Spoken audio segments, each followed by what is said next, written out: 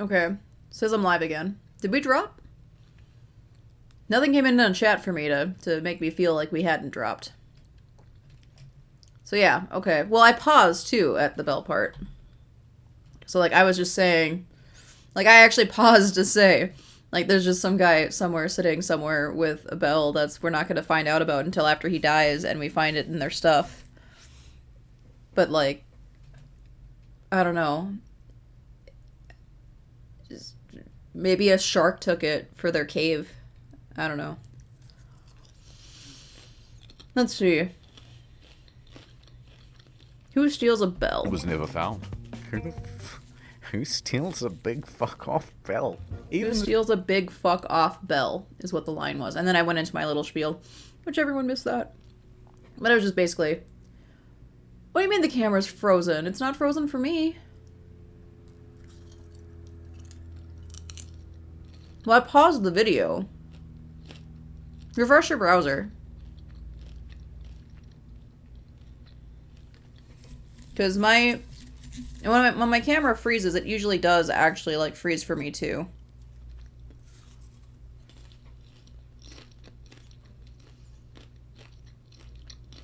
They did pause the video. But I should still be moving. The server admins were getting involved. My preview Four looks fine divers who anyway. were part of the company contracted to refloat the Concordia were spotted on CCTV, sneaking out to the ship. A patrol boat was dispatched, and the men were caught inside the fancy suites with rucksacks full of stolen goods. The 4 men are charged with stealing and thieving and pinching. Later on, stolen as well as legitimate items found their way to Amazon and eBay. Of course they Chips did. from the casino, postcards, and cabin access cards became highly sought after souvenirs. It even has a watermark. Some Australian guy even made a listing for the ship itself, What? advertising it as buyer to collect. And although there were plenty of bidders, eBay pulled the plug. What idiot would fall for that? No, I'm just gonna buy a fucking destroyed yacht. I know you want to see Scatino go to jail, and we'll get to that. But first, we have to talk about someone else. Dominika Samorton. That was a close one. There was speculation that she was on the bridge that evening because she was the captain's mistress. Intense media speculation reports that her presence distracted the captain. They both denied their love for years and maintained that they were just friends. Oh, yeah. Although she did later admit to the media that she found him handsome. And how could you not? You so fucking precious when you smile. But she says there was no romantic link between them. Some people would like It's to just believe, sex. they want to know I have something with him. It's more interesting. It's like, you know, some spicy in the story. Miss Samorton also loved the spotlight, however. Everyone, oh look! And took several interviews.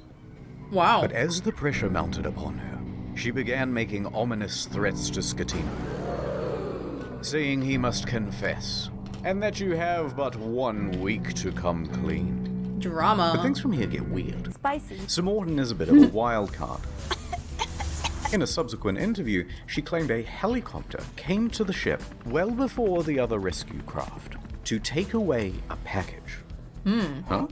And what was that package? Fancy loot box. Drugs, apparently. So rumors began that the ship was running narcotics for the mafia. And not without cause. A number of cruise ships, even recently, have been caught trafficking drugs. As an aside, Scatino was tested for drugs immediately after the crash. He tested negative for drugs in his system, but trace amounts of cocaine were found in a hair sample. Makes it smoother and less dry. Nonetheless, the Concordia How long was does searched cocaine and no stay in the drugs were blood? reported Or the hair follicles? found. How did we get here? Oh, right, a helicopter. Samorton commented on it again the next day and said, actually, that helicopter was just for the captain as a means of evacuation from the ship. Okay, wait. So she expected to get some sort of first-class rescue while everyone else was still stuck on the ship? Bye, Wait, how did we get peasants. here? Oh, right, sex with the captain. Divers were quick Spicy. to head to the captain's cabin where they found Miss Samorton's lingerie and other articles of clothing as well as a makeup bag. The jig was up, but they continued denying it. Sir Morton mostly faded from international attention until she was told to appear before the court to present witness testimony. The judge pressed her to be truthful about their relationship, or she would be held in contempt. Either tell me the truth or shut up. So finally, she admitted it. Yes, I had a sentimental relationship with the captain. Stop. But now, stop asking about my private life. She was indeed the captain's lover. What is up, Trouble Alert Nation? Scatino cheated on his wife with C. Mortan. Oh my god! She and Scatino had been having an affair for several weeks. She also said that on the night she boarded, she didn't have a ticket. Ticket, please. And didn't need to pay, because nobody questions you when you're the captain's lover. Naturally, she gave another confusing interview after leaving court. I want to say that today is the second time I die, because the first time I died in the night of the crash with my psychological brain and problems. And today I died the second time because, of course, people find out something that I try to hide. Subsequent to the trial, she used her fame in Moldova to... Just a quick pause again. You keep saying that word die, but I don't think it means what you think it means. Because, you weren't brought back to life or anything. Just, I don't know, whatever. Weird. to become a political activist, often appearing on television and radio and in articles covering protests, accompanied by pictures of her being arrested by police.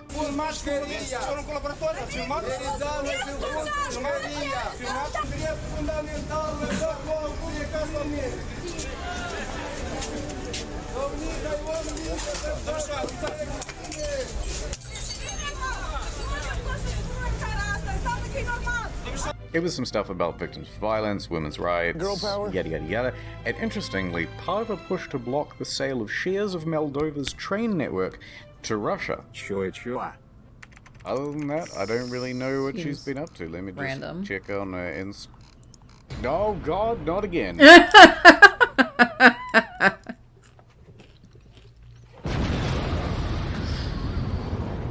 Lawsuits. Several civil suits were quickly lodged against Costa Crociere, and their parent company, Carnival Cruises, immediately saw a share drop of 23%. Passengers sought compensation for their damaged mental health, lost belongings, and loved ones. Either they allowed him to divert from his course, or they didn't know where their billion-dollar ship was. Within a few days, facing financial and media pressure, the CEO attempted to join the bandwagon against the captain and the crew.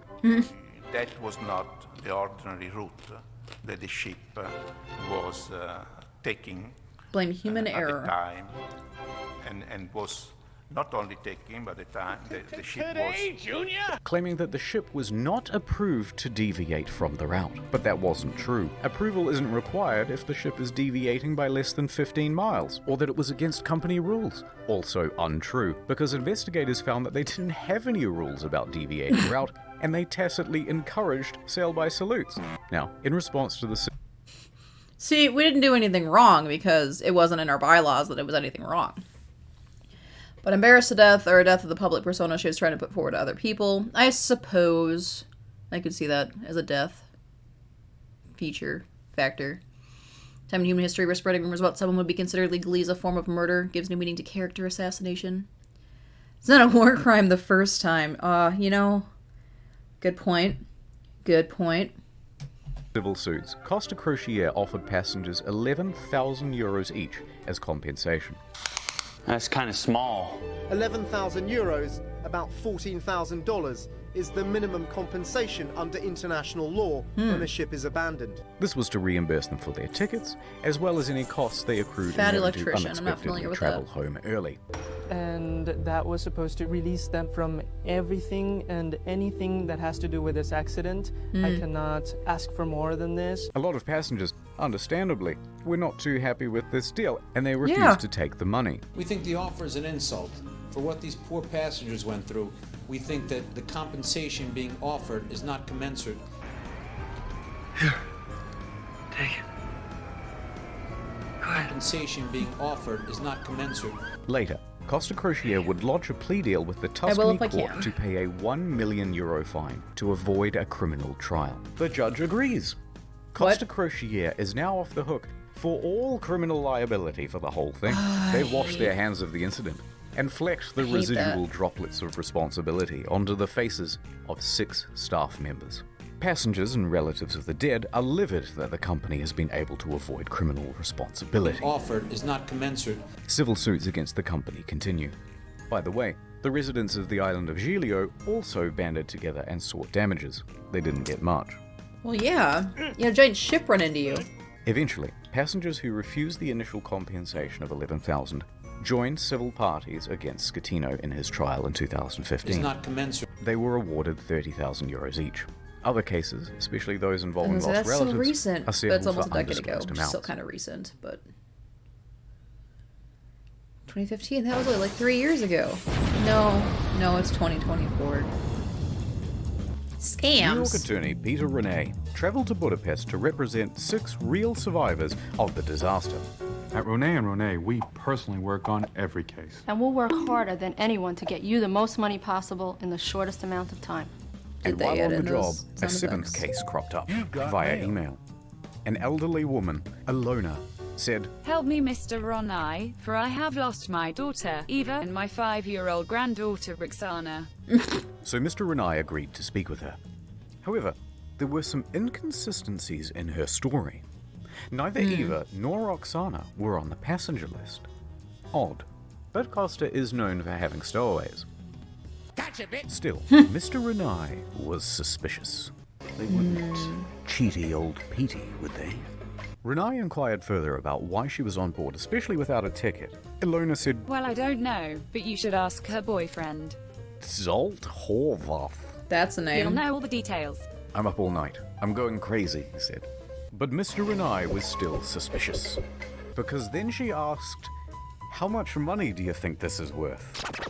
Yup. This is a huge red flag, Petey.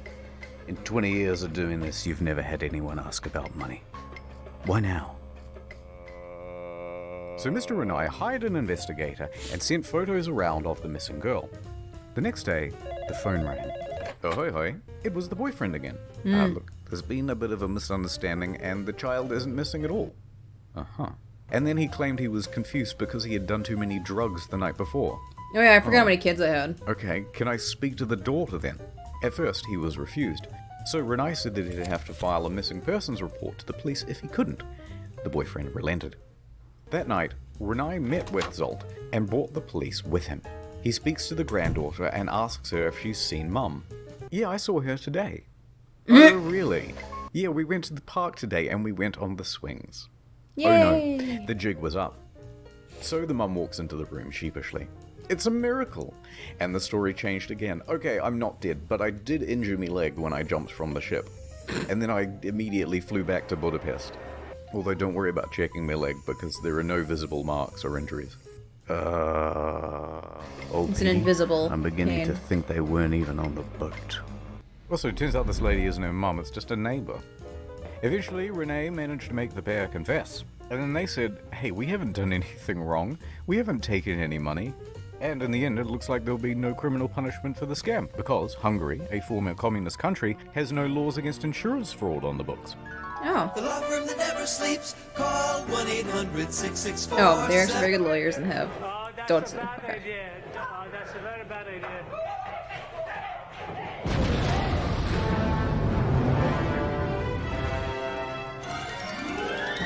Mario, would you teach me some Italian? Oh, of course. Get back on board, for fuck's sake. Okay, thanks. Gregorio De Falco, the naval officer who shouted at Schettino to Vada a bordo caso, became a bit of a national hero overnight in Italy. He, like the rest of the world, expected Schettino to go down with the ship.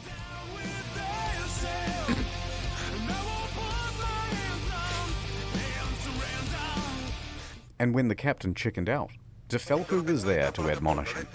And when he stopped answering the radio, he called him on his cell phone to continue putting him on blast. Good.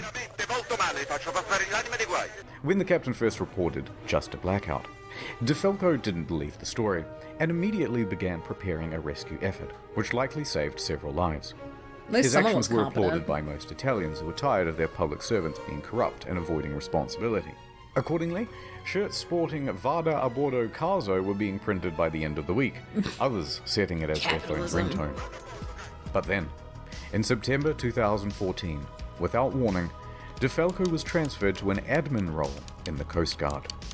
Really? What I said, he'd been demoted. DeFalco said that he had been passed up for promotion, that he had also not been told which admin office he was even being transferred to, and that it all effectively cancelled 10 years of his career.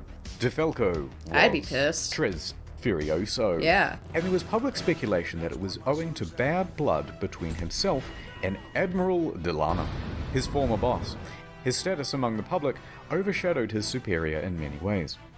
On the other hand, his boss said, no, it's part of a normal career progression for naval officers and that he must show more maturity and professionalism to advance his career. Now, it's hard to know what's true in office politics, so let's leave that alone. And anyway, in 2018, poke it more. DeFalco said Buenas noches, you later, to the Italian Navy to become a politician. In March that year, he was elected to the Italian Senate, serving as a member for Livorno. He still serves there today. I'm the captain now.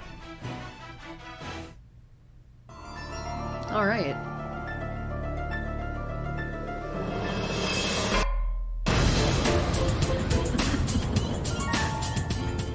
Good, jail time. The day after the disaster, Schettino was taken into custody by police and underwent questioning.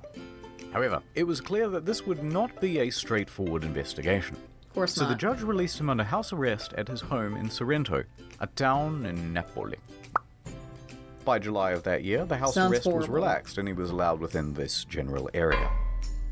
Sounds so horrible. While under for house him. arrest, he wrote a book with this journalist from Rai magazine. I have no idea what it says, I don't speak Italian.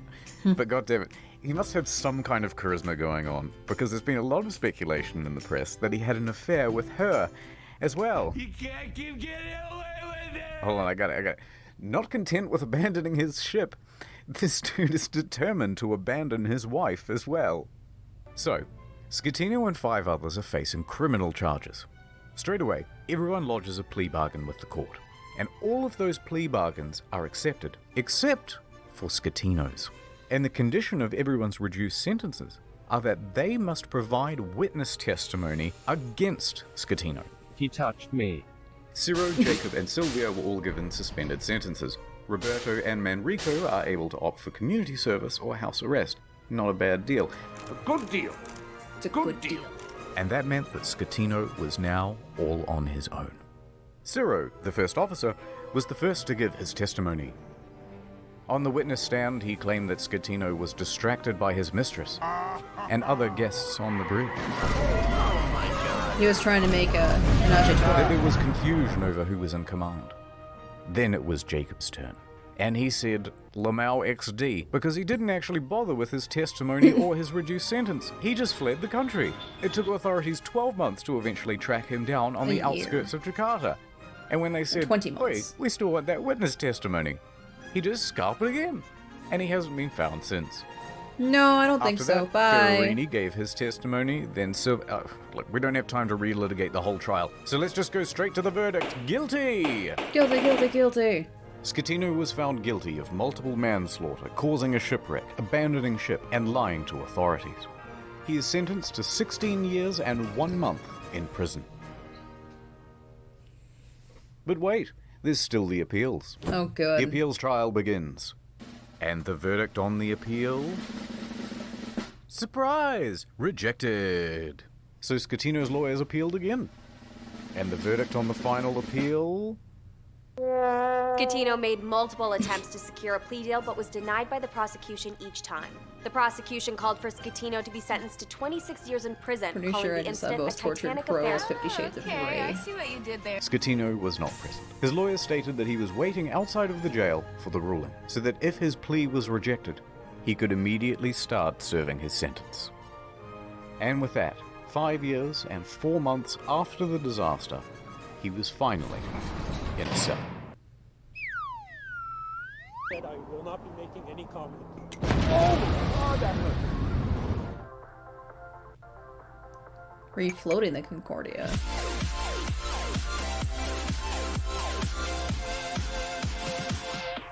The salvage operation was enormous. It took over 2 years and cost an estimated $1.2 billion. Beginning in early 2012, they first spent 2 months pumping fuel from the ship's tanks. At the same time, they had to pump seawater in so that the balance wasn't affected and the ship didn't slide around. Really In hoping early that oil and gas made it 2013, into the a ocean. platform was built under the ship to prevent it from falling further. Sponsons were then attached to the sides of the ship and cables attached to the underwater platform. The sponsons were then dragged underwater and opened up to allow the ocean to fill them. The ship could then roll over properly. By late 2013, the ship was upright once more. Man. Can't even The imagine, sponsons like, were then living near attached to that. the side of the ship to help keep it balanced. It I mean, now I've rested watched that. partially above water and crews could walk around safely. By July 2014, the water was removed from the sponsons and compressed air was pumped in to lift the ship. Yes, pump it And she was ready to cruise again. This time to a port in Genoa. It was a 4-day towing journey to the docks where a 2-year process of dismantling and recycling would begin. So what do you do for a living? I'm a tow driver. Oh yeah, what do you tow? Well, the Concordia is one of the things that I towed. You may have heard of it. That same weekend of the towing, Scatino was busy. He was the guest of honor at a white party on an island in the Bay of Naples. He appeared on the front page of a local newspaper, flanked by 2 of Italy's most eligible bachelorettes. The end. Anyway, so these are the things that I remember from the Costa Concordia. That sweet maiden of the sea. And as for you, little fella,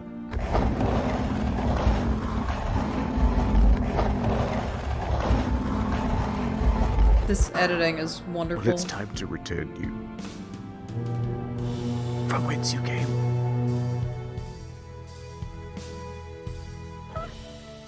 That smile is something else. Now he's all wet. 6 quick things. 1. NordVPN, good product, check them out. No. Number 2, there's a new video on the second channel. You probably didn't see it because it was temporarily restricted. Now it's not. Enjoy. 3, if you've never seen the second channel before, give it a go. It's a different type of content, but we put a lot of production into it. It's not just offcuts. 4, there are a couple of secret channels as well, but I ain't telling you where they are. 5, no more 45-minute videos on the main channel. Back to 10 to 15 minutes and more of them. 6, Oh my there's God, a Q&A that was such a coming long out next video, week on incognito mode. It's got a ton of detail that we had to cut for the sake of brevity, and will no doubt feature a ton of corrections as well. Cool. That's it. Thank you. Yeah, his editing is top tier. I Spicy. enjoyed that. Spicy. Alright, well, I think I'm gonna actually throw a band-aid on my finger. Because, ouchie. And just do a quick stretch break. So I'm gonna throw my music back on, and then we'll be back with the next video, which will be from the same guy, I think, Internet Historian. But this one is an hour long. And it's a re-uploaded whole Man in Cave. Sounds delightful. So yeah, I'll be back in a moment, and then we'll get started with this next vid. Be right back.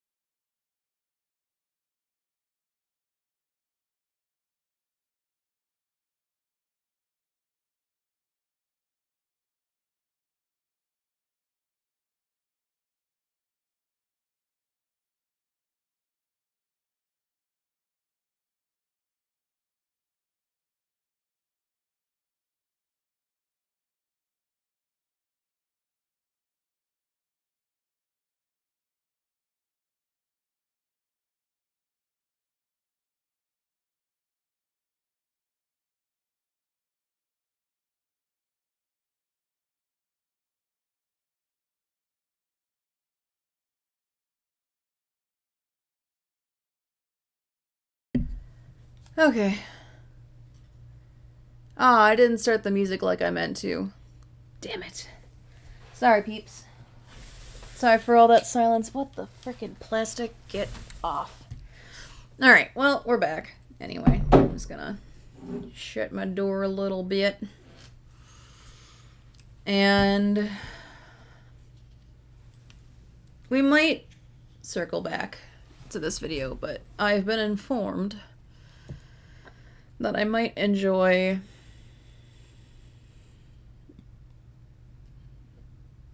some other videos more.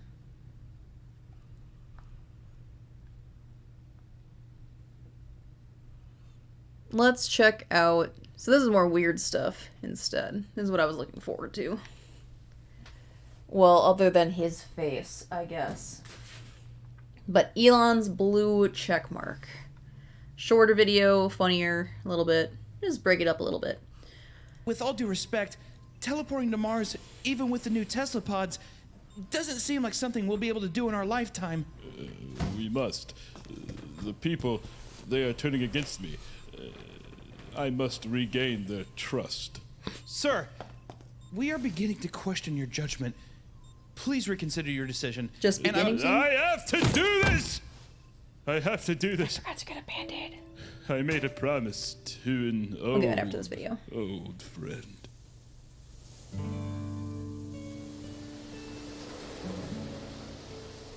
I don't trust this heartwarming music.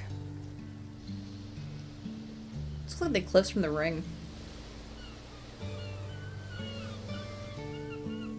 That's a movie I really enjoy too. I thought vacations were supposed to be fun. You've been to this island many times before, but you still seem to get lost. I'm not lost. I'm just thinking. You know, you fixate so much on the future and peak physique. Innovation that you never see the beauty that's right in front of you. I just want to change the world. Change it for the better. Nah. Leave humanity with something greater. Elon, listen. Greater. You are destined for great things. You've already done so much for the world. So much. You're strong, smart, and compassionate. Disagree. Well, my name isn't Jeffrey Epstein. Okay. I will change the world, Jeffrey. I see where that's going now. I promise Oh you. my God. I know. But what a ringing hours endorsement. of contemplation has left you tense, Elon. Come on. Let's chill out with a couple massages. What do you say?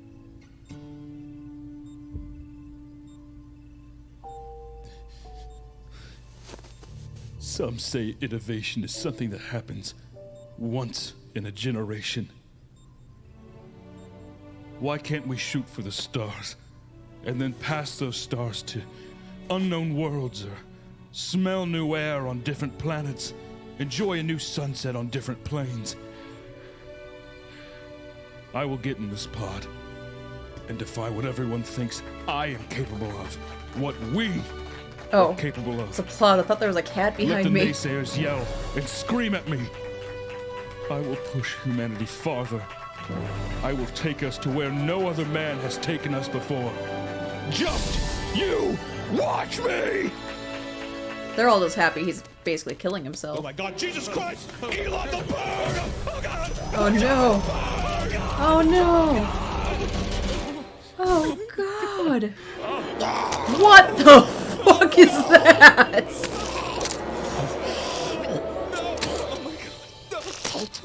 Take me back. Oh, no. I can't. Take me back to the island.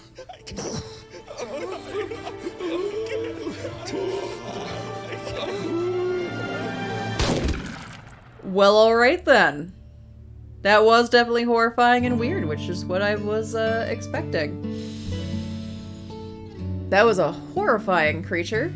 Horrifying thing to... Yep, someone drew that. Alright, what else we got here? Meat Canyon.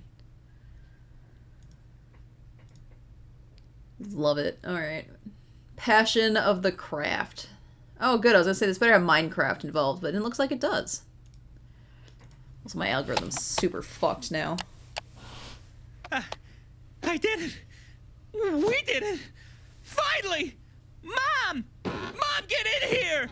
What is it, dear? Everything okay? You finally chopped down a tree. Better. I just hit 1 million consecutive viewers on my Twitch! Oh, 1 million consecutive viewers. Words can't describe how proud I am of you. Mom! On this side of YouTube. Do you know what this means? I'm nowhere near 1 million views. I'm the chosen one! That was an ominous bell toll. Someone's been watching The Matrix again. No, Mom! No! It means I'm a god. Another ominous bell toll. Can't you hear them, Mother? The bells are ringing. They're ringing. Finally, the harvest can commence. What harvest? Take me now! That's... I'm ready!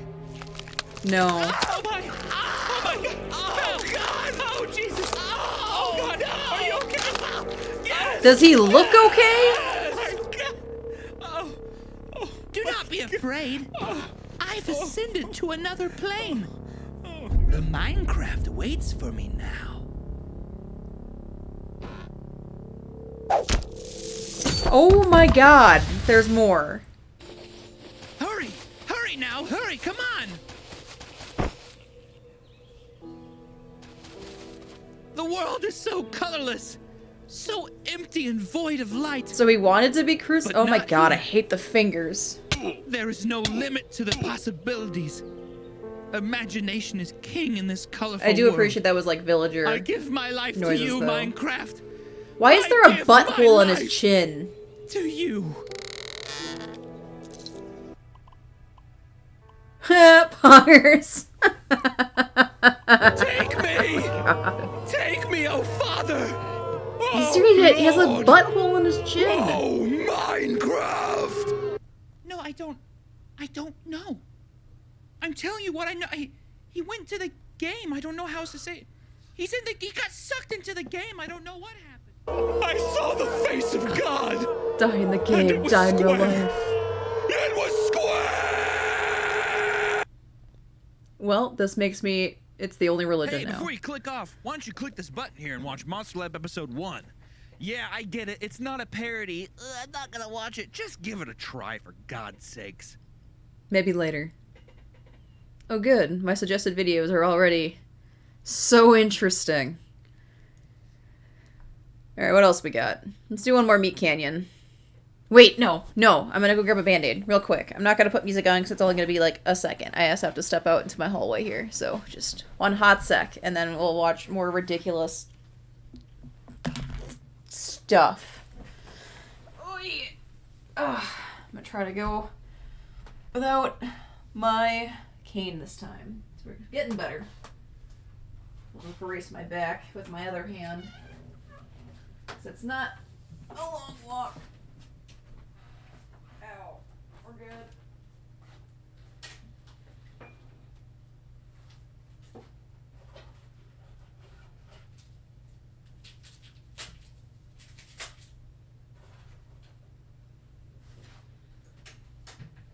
And we're coming back. Oh, we're coming back. I'm slowly aging as I hunch over in my traversing the building. Oh, okay, we're here. I'm old now. The Taylor Swift one is pretty good too. Alright, yeah, sure, why not? We're here. Arrowhead Stadium is electric this Sunday as Taylor great. Swift is here before the kickoff, cheering on her man Travis Kelce. Hold on, sorry, I gotta start this over because Arrowhead Stadium is electric this Sunday as forgot I Taylor had Swift something is here. here before the kickoff, cheering on her man Travis Kelce. My God, is she beautiful. I'm thinking about breaking up with Taylor. Wait, you're gonna break up with Taylor Swift? they heard you. No. That's not what I said. I didn't say that. It's going viral. And it's the phone game. We know how well that ends.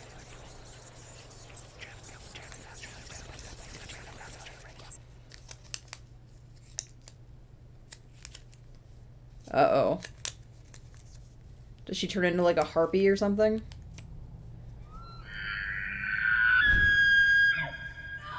I mean, she kind of screamed like one. Oh, and then he's just getting pummeled. What the fuck? Oh, he's being carried up the stands.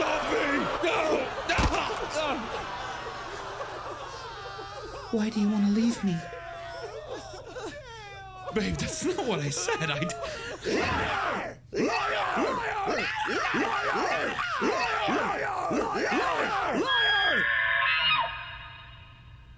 So she just makes that sound.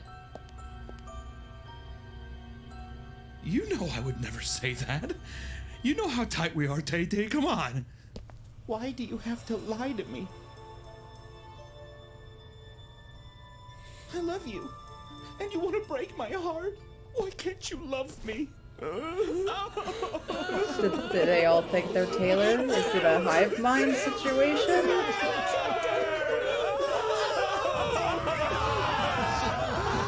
Oh god, she had like super. Oh, they have so many boogers. Oh, I hate boogers. Love you?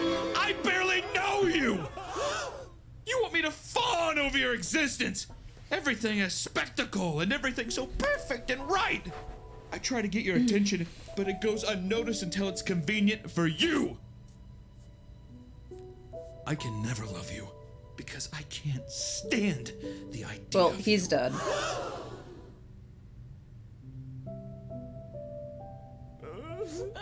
Is the snot gonna start up again? I'm sorry, Taylor, but I think we should break up.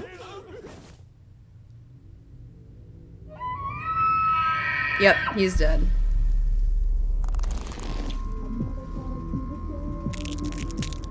Is she actually gonna turn into a harpy? Oh. Oh, I see. That's just how the new music's getting made. Maybe?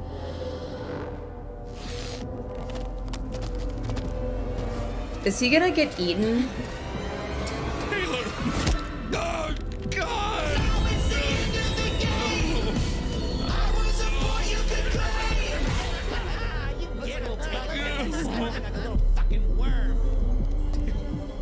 I'm so sorry.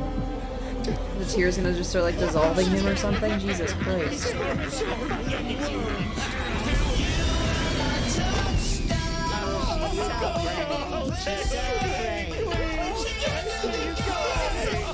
She's so brave! That girl's gonna rip her hair out.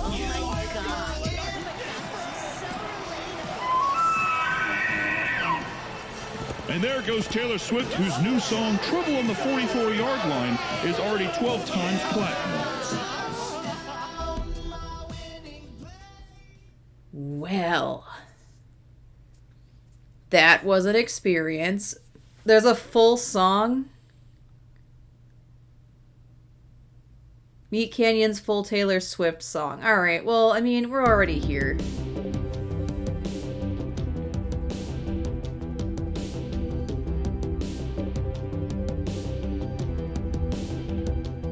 I appreciate the beat going in.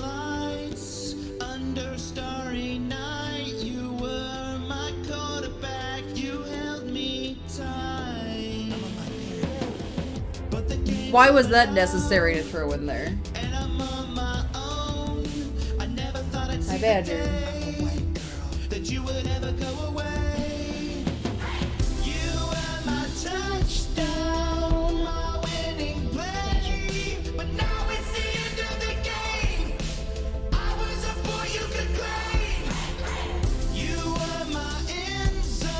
Is there a way to get a single point in football?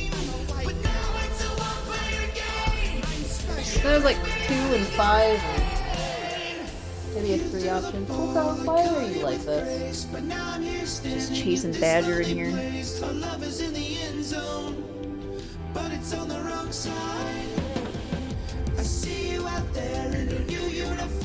Enjoy the cat fight.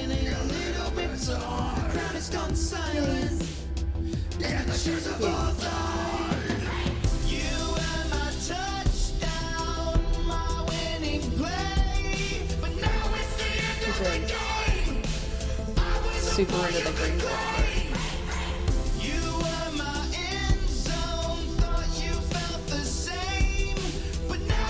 They are wily buds. Well, I mean, if it's football too, like, if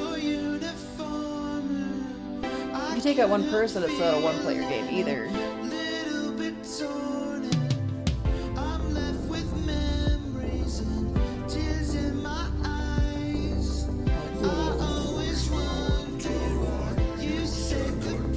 The demonic deep voice is a nice touch in here too. See, now he's just doing a bunch of push-ups.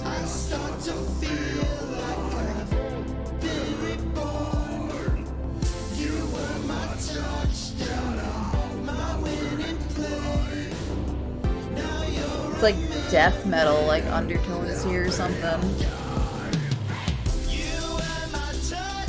It's also strangely catchy.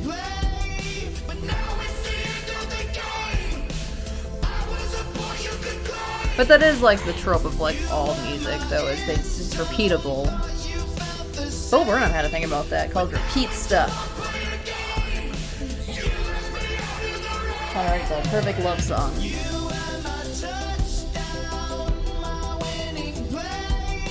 I would be supremely horrified though if something just started morphing around like that right in front of me, and then oof. Oof. How's it going, Puka?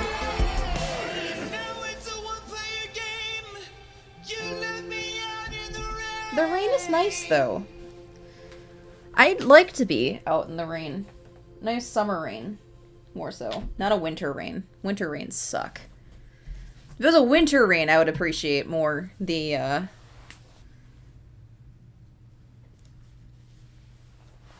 idea of that. Alright, so next up, then, we'll go back to my list of suggestions. We'll watch this Railroad by Meat Canyon, which is 6 minutes long.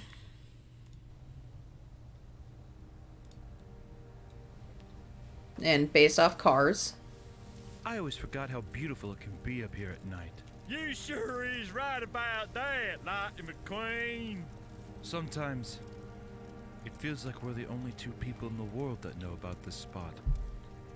Funny you should say that, because I saw a train on my way up here today. Well, trains are pretty common around these parts. I mean, there's tracks everywhere.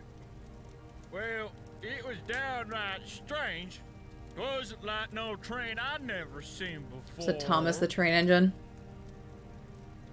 Was it blue? Thomas the Tank Engine? Like a mystical blue. Almost as if the train had become one with the air around it. Whoa! Oh, yes! That's why he's I couldn't have super said it memed. any better myself, Lightning. And it is Hey, that's blue. exactly what it looked like. When I had that wreck a while back, Oh boy, I remember. We all didn't think you were gonna make it out alive. it's pretty weird. When I had the wreck, I had such an odd dream. He's actually still in the coma. Badger. It was a strange feeling.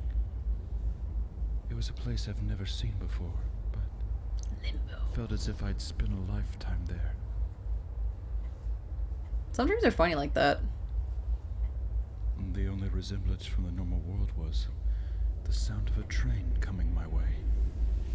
I've had dreams that lasted months, it feels like. I felt fear more than anything. Though it was the sound of a train, it felt like a thunderstorm. Like an earthquake was going to destroy the ground around me. And I would fall into a sea of nothingness. It's an interesting All I could feeling do to get was from a train. anxiously hold my breath and brace for impact. I mean, But if the it's a impact train. never came. It is Thomas the Instead, Tank Engine! appeared. With a horrifying face. Pale and cold, screeched forward on its tracks, only to stop right in front of me. I mean, he can't leave the tracks, right? Oh. It was as if I'd never spoken a single word in my life. I couldn't conjure a single sentence to say to him. It stares into your soul. But the train finally spoke, and I can still hear his voice in my mind. Boo. I have seen past the farthest star, and I have gone to the edges of the earth. And I can take you there, if you so choose. Did he take DMT or something? Jesus. I can give you all the things you never knew you wanted. Taste from the tallest chalice. My mind went taste the rainbow. The largest halls. And all I ask in return is your soul. Your soul for a chance at a life without pain, without heartache. All this I can give you and more. Just for your soul. Never give your soul for anything. It's always a I trap. asked back to him, what of life after death? What of the paradises that await me in heaven above? The train did not look to me. It didn't make a single sound. Through all the steam and moving parts controlling this demonic vessel, its only reply was, Drain your woes. Your God has turned his back on you. That's why my tracks still push me forward. my body was afraid. Okay then. Something new and unknown. May it be death? May I'm it be hardship? Dying. Suddenly I woke from this nightmare. Wow. I tell you what, that's downright horrifying. Well, Sorry, just like they're just having this chill. Oh yeah, so that's why you need to offer someone else's soul, no consequences that way. Well, until like they can't get the other person's soul because they already gave their soul away, and then the person that you tried to sell it to finds that out and then comes after you for making false promises for selling something that you had no right to, or something along those lines. But anyway, but just like you're just chilling with your buddy, like at a bonfire, like, you know, having a good chill night, evening, whatever, and then now like he just dives into this hellscape dream of Thomas. Is it Thomas the Tank Engine or Train Engine? Like, I remember it starts with a T. I used to watch that shit when I was like a little kid, but like I don't remember these things now. I just know he's in like a bunch of other memes and stuff, but like, and you're just having this time, and then this shit just gets dropped on you, and oh my god, like, man, dude, that's horrifying. Yeah, that sums it up. Tank Engine. Maybe it's the Trank Engine. He tranquilizes people and then brings them to the edges of the universe. haven't really slept well since then. Wonder why. Oh, come on, Lightning. It's just a train. Nothing to be afraid of out here. Yeah, I can't leave the I tracks. know you're right. There's nothing to be afraid of. Ha! It's right there. Hello, fellow cars.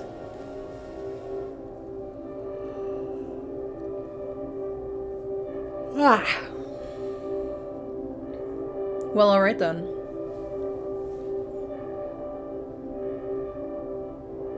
This is a lot of patrons. Gotta list them all. Damn, it's like 40, 50 seconds of just the people who help support his channel. Which, I mean, cool. Like, I wish I could support Patreon things, but maybe someday. Maybe someday. But we're just gonna skip ahead.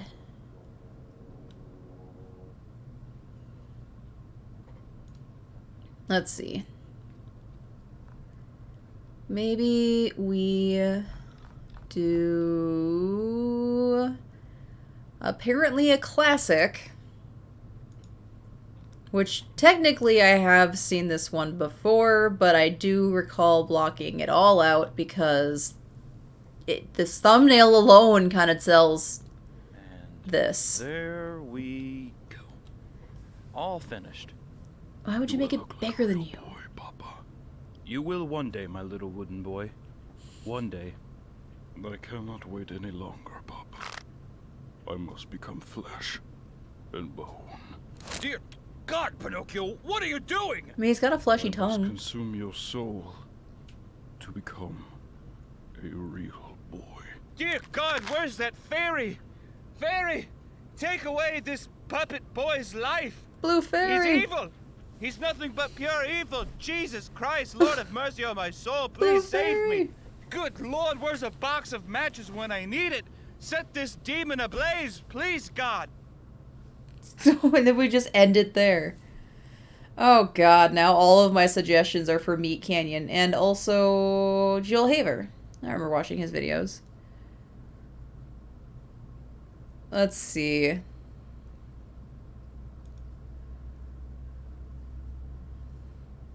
Alright. Maybe we try some fancy theater?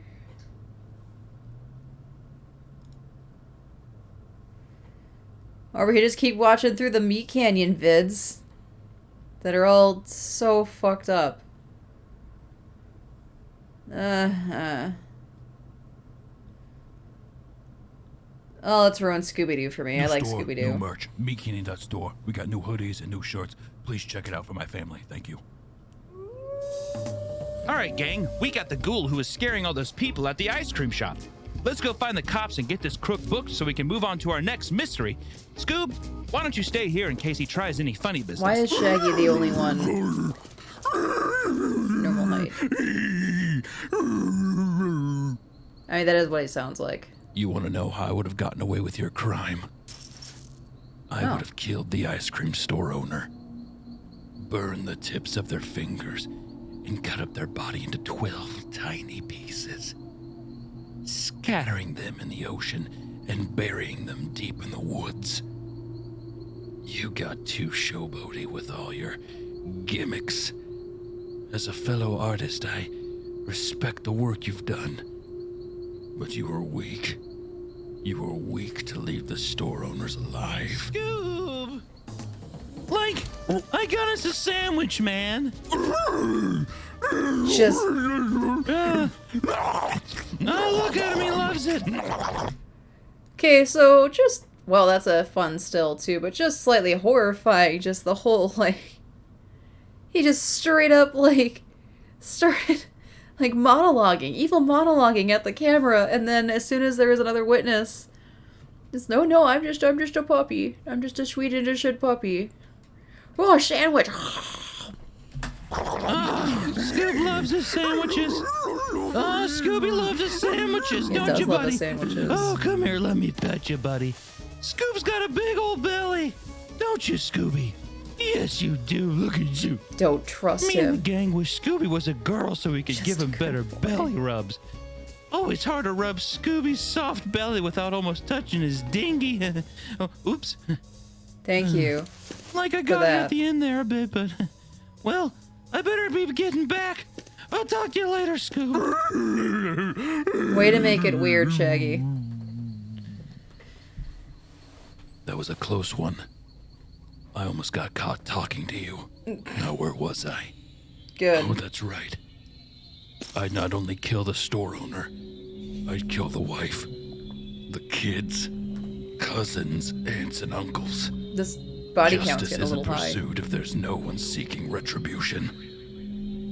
So I hopped from town to town, acting like a smooth-brained dog who solves innocent cases involving small-town business owners like yourself. I'm only gonna live to be 8 years old. Hell, maybe 9. I plan on taking as many souls as I can to help. Okay, just another small aside. As horrifying as this whole thing is, I feel like with Scoob's diet, he would not be living 8 to 9 years. It'd probably be significantly shorter than that, unless he gets, like, I don't know. I know cats can get diabetes because I had a cat get diabetes, but there's no way that Scoob would not be getting diabetes and then would need, like, insulin shots to stay thriving to be able to do his serial killing. I always thought Scrappy-Doo was going to be the more insane one. And, like, maybe be like the more like because like the Scooby-Doo movie that came out in the early 2000s because I remember watching that. Like Scrappy was fucking a trip for sure. I don't know. I would love to do like a reaction video to that, but I don't know. That kind of skirts a little bit too much with like copyright stuff, I think. I don't know. Whatever. Oh, with me. Come on, Scoob. Let's go solve more clues, buddy. Looks like that's my call. On to the next town. You know too much.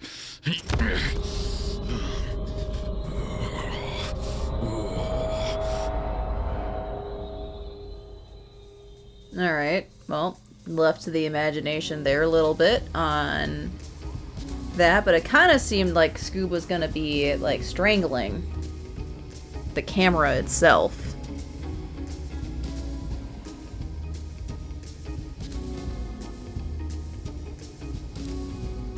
That would be an interesting twist, though, on Scooby-Doo. Just, what is this? Satan's Guide to the Bible?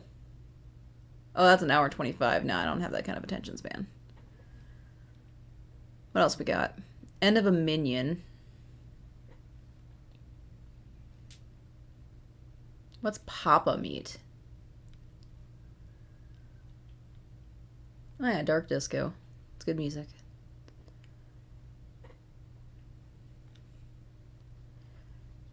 Oh, You Got a Friend in Me looks horrifying. Let's watch that one.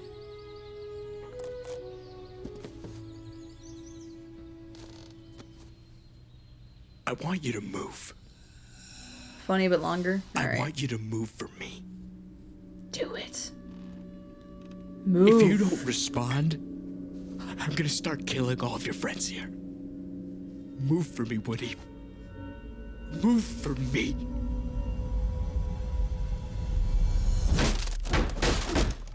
Do you think that I'm fucking playing? I saw you, Woody! I saw you in the toys playing with Sid! My toys were alive, and they were playing with my next door neighbor, and not me. My childhood, my whole life was knowing that my toys were alive, but they didn't want to be alive around me. Now, are the toys actually dead? Or would they come back to... Are they just, like, alive in pieces? And would they be back to okay if reassembled? Well, why are you moving now? Woody, like, he just killed all your... If you cared about that, like, at that point, just commit to staying, like, silent. But, like, now all of your friends have been smashed. But I guess that comes back still to that whole, you know, question then of are they in fact dead, or could they still be alive? Could be. Knew you were alive, Woody. Maybe we'll get answers. I knew it. You have cancer, Andy. When we reveal ourselves to be alive to humans, they contract cancer. Oh. You got cancer, Andy. Now you have so much cancer. Did you ever wonder where Sid went? He moved. Mom said he moved. He moved to heaven, Andy. He got cancer and died. I know that you just found out that you have cancer, but it feels so nice being able to talk to you finally. Wow. Rapidly developing cancer. Why would you do this? I didn't want to, Andy, but you forced my hand. I had to look out for my partners. It's like looking into the face of an angel, Andy. It's too much for humans. You don't come back from infinity, Andy. Partner, you got cancer. What is it? Does he just like drawing buttholes on chins?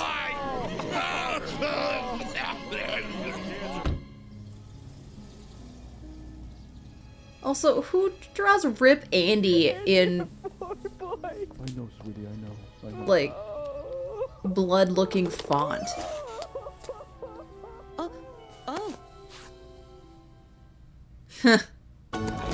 Hey, I got a second channel called Papa Meat. It'd be really cool if you go checked it out, you know, if you want more content, weekly content, all that kind of fun shit. And of course, extra tunes, you know, get to do all self-plug at the end. Fan redraws and all other kinds of content. So I don't know, just check it out. Bye-bye. Jesus. All right. Let's switch gears. Those were interesting. Let's see. Let's close multiple tabs right here. Let's settle in for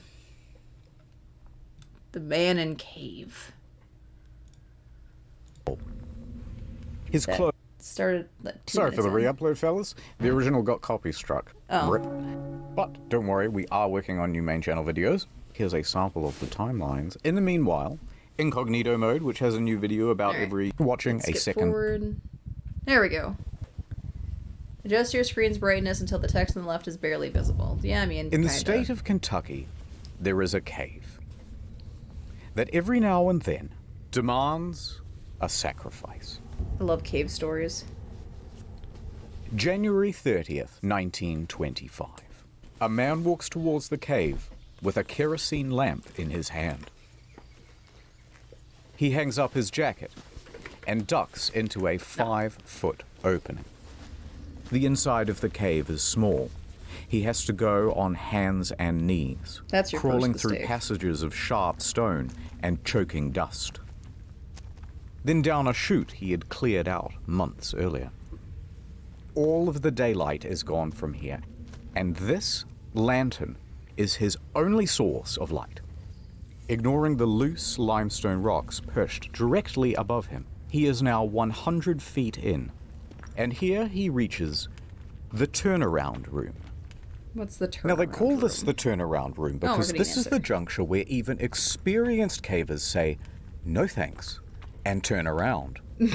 Because to continue on means going through this. The squeeze. The squeeze. A gap in the stone of only 9 inches. I'm pretty sure I'm For thicker than reference, 9 inches. here's a subway sub. Going through, he would look exactly like this.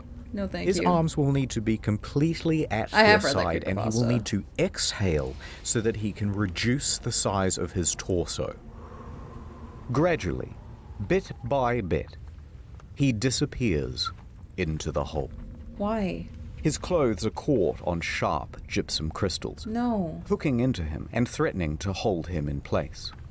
Using just his feet, he pushes himself forward. He reaches a wider opening at the other side, The real guy. then crawls forward towards a ledge. And then falls to his Lit by death. the lamp is a drop about twice his height. Oh, jeez. There's already a rope here. Oh. He gently climbs down. His worn-out leather shoes touch the ground. Why was there already a rope This there? is as far as he can go. And it is time for work to begin. What he is working on is another opening. At the moment, it's too small for anyone to fit through. Oh, good. But he will chip away at it until he can shove himself right through the other side. Because on the other side is this. An otherworldly cave structure, dripping with pristine white crystals. How do we know? Every day for months, he has been removing rocks from this crevice. To him, this is all just routine. So he shimmies further into the gap, his body contorting to the shape of the crevice as he wriggles his way in. The walls becoming so tight that he can no longer use his arms. Well, it's going to make it hard to make the hole wider. Then, about halfway, he stops. The lantern. It's starting to dim. He will need to go all the way back to the surface to refuel the thing. He sighs. He slowly shuffles back out, pushing the lantern with his shoulder. Then, oh no, ding, crack, darkness. Well, you're fucked. He has knocked over the lamp, and it has broken. Yeah, and that's all light is gone in caves. There's zero light. The man breathed deeply and relaxed. He had been in worse situations before, and he was confident he could navigate his way to the surface through feel alone. He searches around with his feet to find something he can push against. Ah, there's something, he thinks. But what he doesn't know is that he's pressing against a loose rock on the ceiling. Oh. As soon as he puts his weight against it, it comes free. Ooh. A solid piece weighing 15 kilograms lands 33 directly pounds. on his ankle. Oof. It aches. But he's okay. It doesn't feel as though his ankle is broken, just badly bruised and caught underneath the rock. All right. So he shuffles to move the rock away. Suddenly, gravel. A lot of gravel. It falls it's onto just like his feet, Minecraft. his legs, his torso, and the weight of it all forced the rock harder down onto his foot and locks it in place. Every not time he pause? tries to move. There we go. So, yeah, I just want to point out, so this is just like Minecraft, where, you know, you dig into the rock, and then the gravel just falls and then lands on you and suffocates you. So, you know, good start. Great start here. More rubble falls, holding him tighter. He is There's one with the stuck. cave now. This is Sand Cave. This man is Floyd Collins. He is trapped in absolute darkness, 60 feet deep below the earth. All of his limbs held in place No, thank you. at the very bottom of this. Yeah, good luck having anybody find you.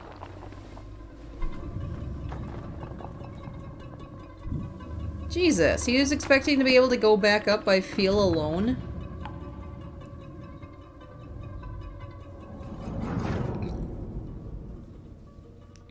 But before I tell you what happens next, Sure. ad time. Speaking of people trapped in a cave, Let's ever play? just Picture skip this. past. Well be. Just use strategy long range. And World of Tanks, I know people who play it. Japanese 150 mania. You watch the next. Get word of this video while you play the game. Perfection. I'm contractually obliged to say thank you for being a friend. Sarge, no. Tank's empty, kid. I totally Go thought the on ad would without me. be over No, by now. use your repair consumable. It's too late, kid. Tank care of my family for And there's me. more puns. No. Alright, we'll Collins just... is still in the dark. There we go. Unable to move. He can feel the sharp crystals on the ground poking into his back.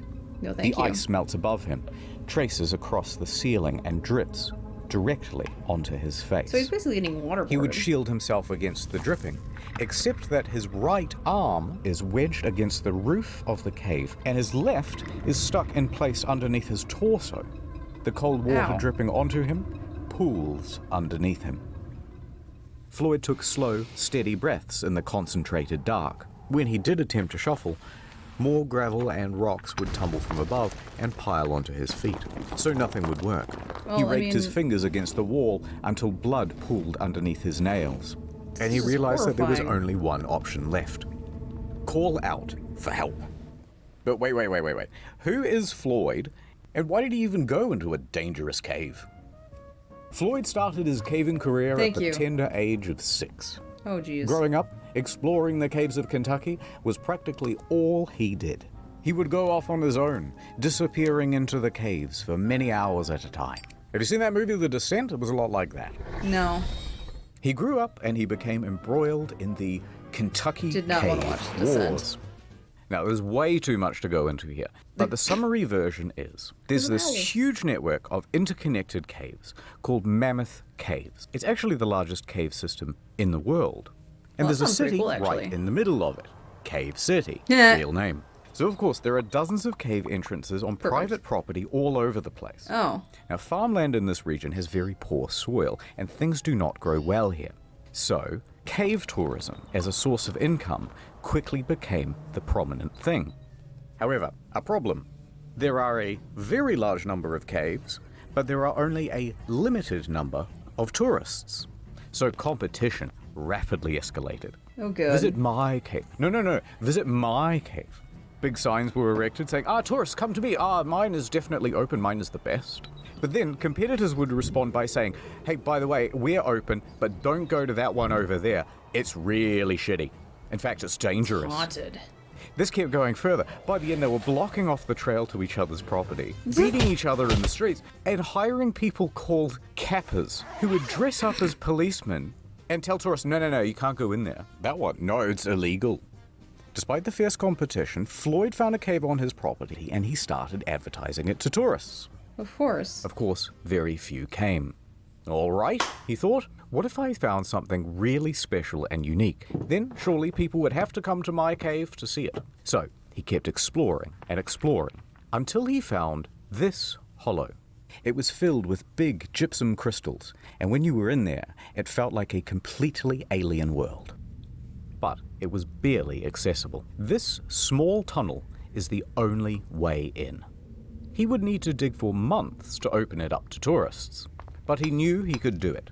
Back to the competition. They knew the value of this cave. They knew the potential, they wanted it for themselves, and they wanted Collins gone. A few months prior, a group of 5 men showed up to his farm unannounced. Ah, hand over that lease, Floyd. They said.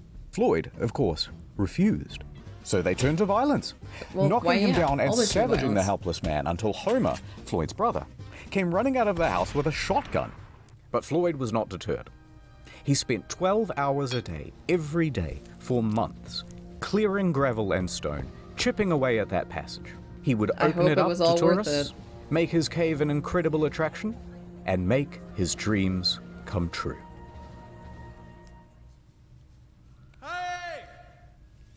So there's Floyd in the dark, yelling out for help, yelling into the pitch black. After a while, his voice would give out, and he would have to sleep to recuperate. He would then wake sometime later, remember where he is, and begin yelling again for help. Here he remained in the dark for the next 23 hours. No, thank you.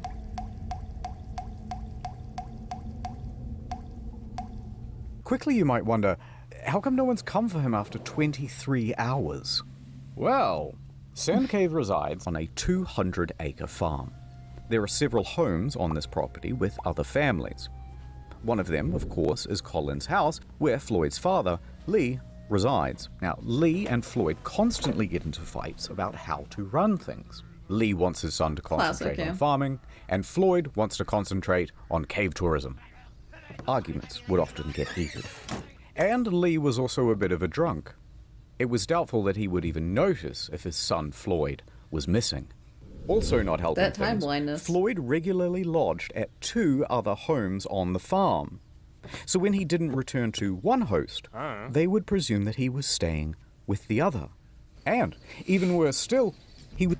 It's like any of the classic, like, divorce premise movies where, oh yeah, no, I'm staying at mom's house. No, I'm staying at dad's house. And they both think they're staying at the other person's house, but they're not staying at either house. He was known to occasionally sleep in the cave. Oh, well, doing good. stints of up to 30 hours in there without resurfacing. This is why communication's so important. Regardless, around the 23-hour mark, a few locals started to suspect that, hey, something might be wrong, and they went to check up on him.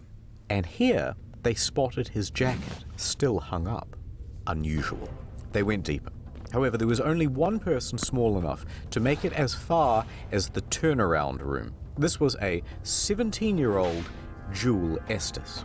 He refused to go into the squeeze, but if he yelled, Floyd would probably hear him. Floyd! And Collins yelled back.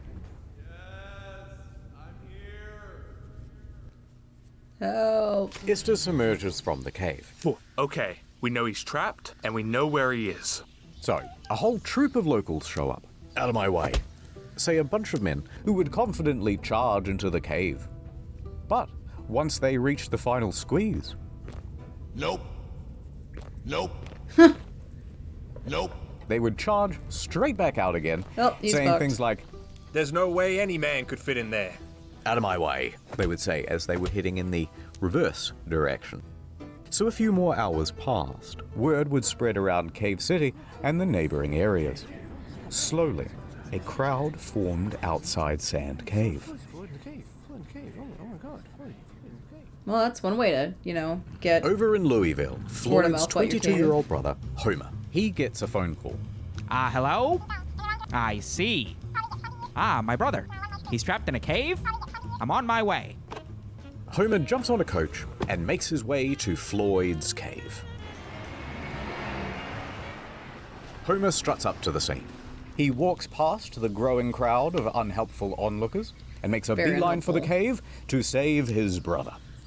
In he goes, down the chute, through the narrowing passages, down on his hands and knees towards the turnaround room. And when he arrives, he does not hesitate. He squeezes into the hole, scrambles his way through to the ledge on the other side. He sees Floyd below and slides down to meet him. Floyd! Brushes his head. Sup? Right, probably wasn't that casual. Oh, thank God you're here. Homer took a moment to shine his light around the area and assess the situation. It was not good. This rock formation is going to prove almost impossible to work around. Almost. Alright, so let's have a look. Floyd is here. The rock is here, pinning his ankle. He's surrounded by rubble, and there's a pocket of gravel above him ready to fall. However, because this opening is so small, there are only two viable ways of reaching Floyd and that gravel. Option 1, the most obvious, feet first. But if you do this, you have to kind of squat, and your own torso obstructs access to the rubble. Otherwise, option 2, come down head first. That will give you better access, but you're trying to move hundreds of pounds of gravel upside down. Worse yet, there's barely an inch around Collins on either side, so good luck getting your arm down near Floyd's ankle to actually free him from the wedged rock. Homer whips around and yells, "Quickly, some food and drink!" They send it through. But first, Homer gives Floyd a liter of coffee to warm him up. Then, as many sausage sandwiches as he can stomach. He manages to down 9 of them. Holy shit. Dietary advice has changed since the 1920s. Feeling better? Yes. Much better. Then Homer went to task. He began removing rocks and gravel, tiny scoop at a time, with the help of an old syrup can. Good old syrup can. Good old rust bucket. For the next 8 hours he toiled, first with hands, then, once enough was cleared, using a crowbar to scoop behind his brother, scraping away sharp protrusions as he went. It was slow progress. Virtually futile. While holding up his body weight with one arm, he would have to use the other to scoop away gravel. Hey, at least he's then trying, watch as new gravel would suddenly fall from above and undo all the work. Homer stayed for as long as he could, but after several hours, he was ragged. I'll be back. His teeth chattered uncontrollably. His lungs choked with dust. And the skin on his fingers shredded from the rubble. However, something new. By the time Homer reached outside, he was surprised to see a mob of approximately 100 men and women standing around, drinking, squabbling, and talking big game about how they too were going to save Floyd. The press was also present to help people gawk from afar. Homer shunned them all and rested up in a small tent in front of the cave. Solid, yeah.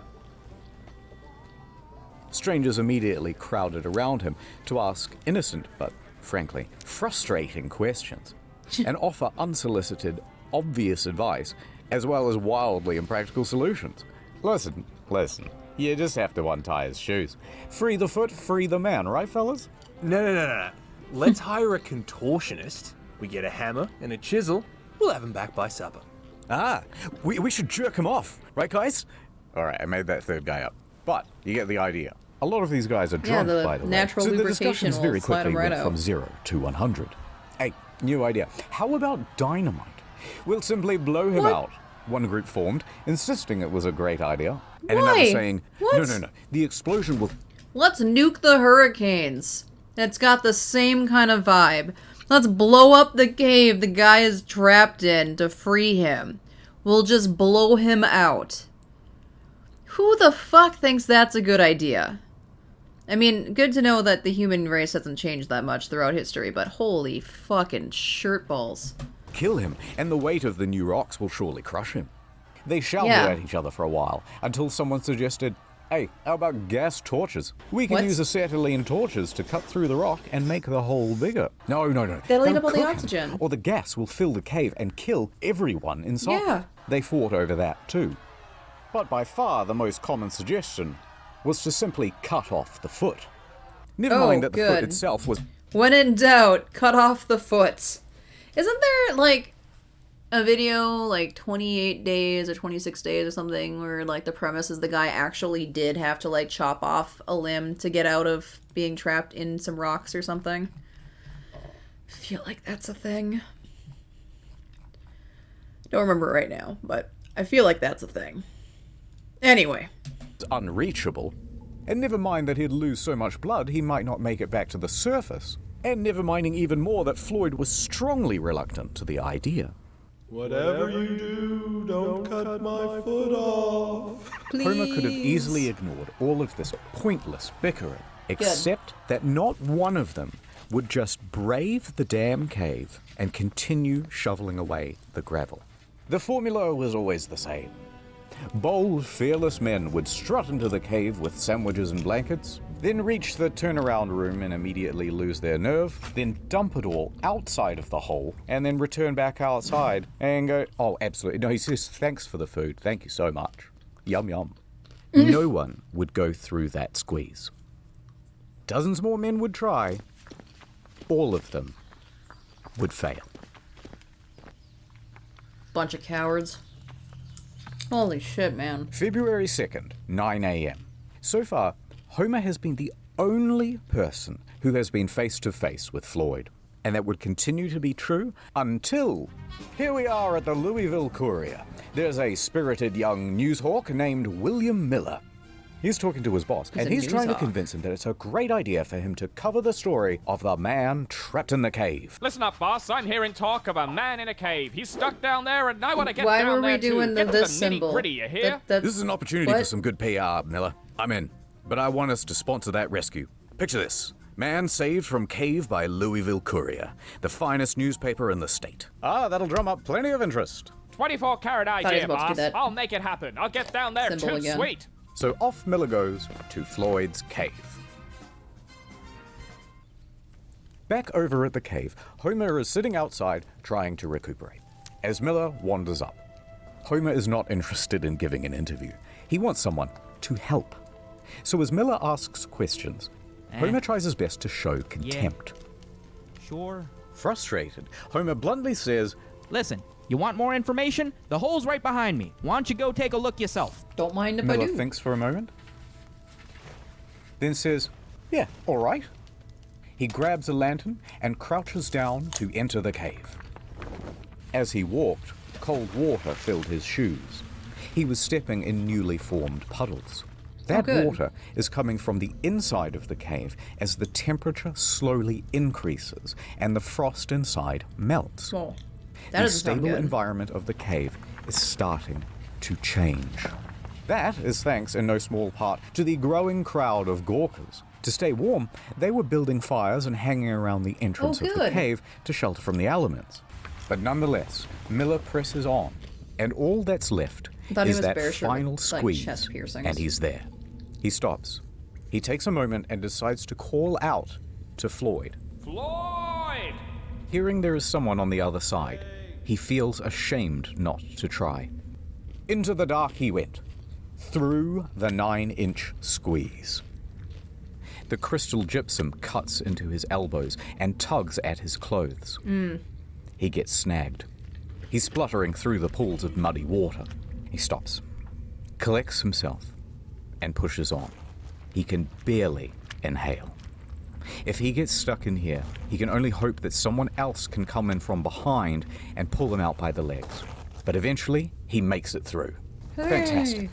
He is now on his belly, looking down at Floyd. He sat right next to Floyd, ready to interview him. But Floyd didn't really answer any of his questions. At the moment, he is sitting in a pool of water that is 12 degrees, slowly sapping his body temperature. He is dying from exposure. The cold is diminishing Floyd's mental. I know you're dying, but I really need this interview for my paper, for my boss. Could you just, like, suck up, like, the discomfort that you're currently feeling so that I can get this interview? You don't know how hard my boss is riding me, man. Like, I really need this. Man, this guy is just giving me nothing. faculties, and he can barely make sentences. There's nothing Miller can do, so he hurriedly turns around. He works his way back through the squeeze, There's nothing I can do. past the turnaround room, and out into the daylight. Bye-bye. Homer turns to Miller. Proof that he had made it all the way to Floyd is soaked onto his mud-stained clothes. No longer frustrated with the young reporter, instead, he excitedly runs over to him. You and me. Together, we can get Floyd out of there. Now, there were two people who could help rescue Floyd. Now, helping with the rescue was not the only thing that Miller did for Floyd. Okay. Perhaps even more crucially, his reporting was responsible for turning Floyd into a nationwide story. Miller took interviews, relayed first-person accounts, and would spend many hours with Floyd himself in that cave. I mean, that probably helped keep him sane. He gave an insight into the story that only a first-person account could, and in turn, gave the public a figure who they would deeply relate to. Updates to the story would be printed in over 1,000 local and national newspapers. You couldn't escape it. It was also the era when radio became a regular feature for regular Americans. Radio allowed something new: hourly updates, letting people get engrossed into the story. So, mostly thanks to Miller, the story of Floyd over the next week would grow and grow. And everybody wanted to know, will this man make it? I'm curious too. I've not heard the story. Someone new entered the story. I hope so. Robert Burton. He would become the third man to reach Floyd, a firefighter from Louisville. Thin-framed, but Nobody sings negative songs about firemen. muscular. He got scratched up pretty good and soaked by the pooling water. But he made it through with little fuss, and he confidently lowered himself down to Floyd's position. It was not an optimistic sight. Floyd's condition was deteriorating. Oh no. Well, we've got a heck of a problem here, but I think I can get you out with a rope. Floyd nods in approval. Sure. Go on. We might just pull your bloody leg off. Just pull my leg off then. Get me out of here.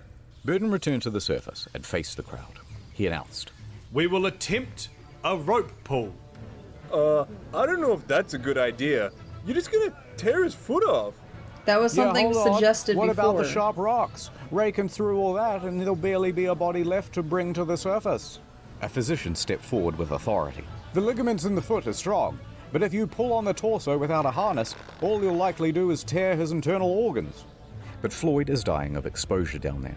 The situation is becoming desperate. Burton put caution to the side. The time for strategy is over. Word. Now we try brute force. We're desperate.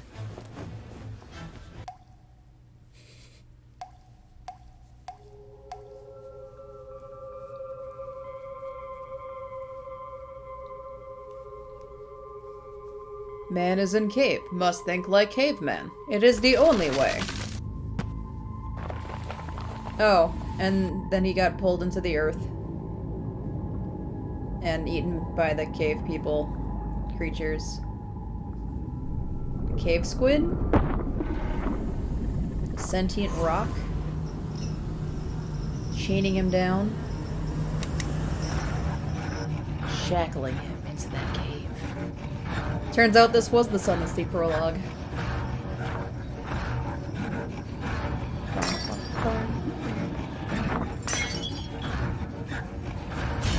Floyd!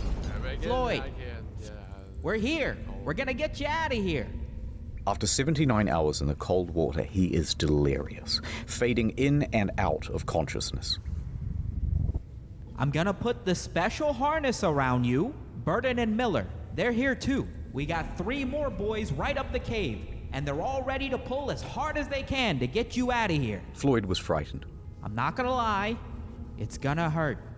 No one knew quite how this would go. Floyd was given some food, some coffee, a large swig of whiskey, and a sedative. That sedative would... Whiskey, the painkiller of the ages. I'm pretty sure also, like, people would do, like, little swigs of alcohol, too, for, getting babies to sleep, too. Or, like, doing it in a cotton ball and, like, having them suck on the cotton ball. It was a cure-all, you know? That kind of poison. Keep him calm if his ankle bone is snapped or the skin on his foot is peeled off. Floyd took the opportunity to appreciate being surrounded by friends and family. Go on. Do it. All right, strap him up. At least Homer he'll die attached the surrounded harness. by friends and He family. ties on the rope. Miller gives the signal. Ready? Burden gives the final all clear. Ready? Everybody braced for the tug of war. Cave versus man. The winner gets Floyd. 3.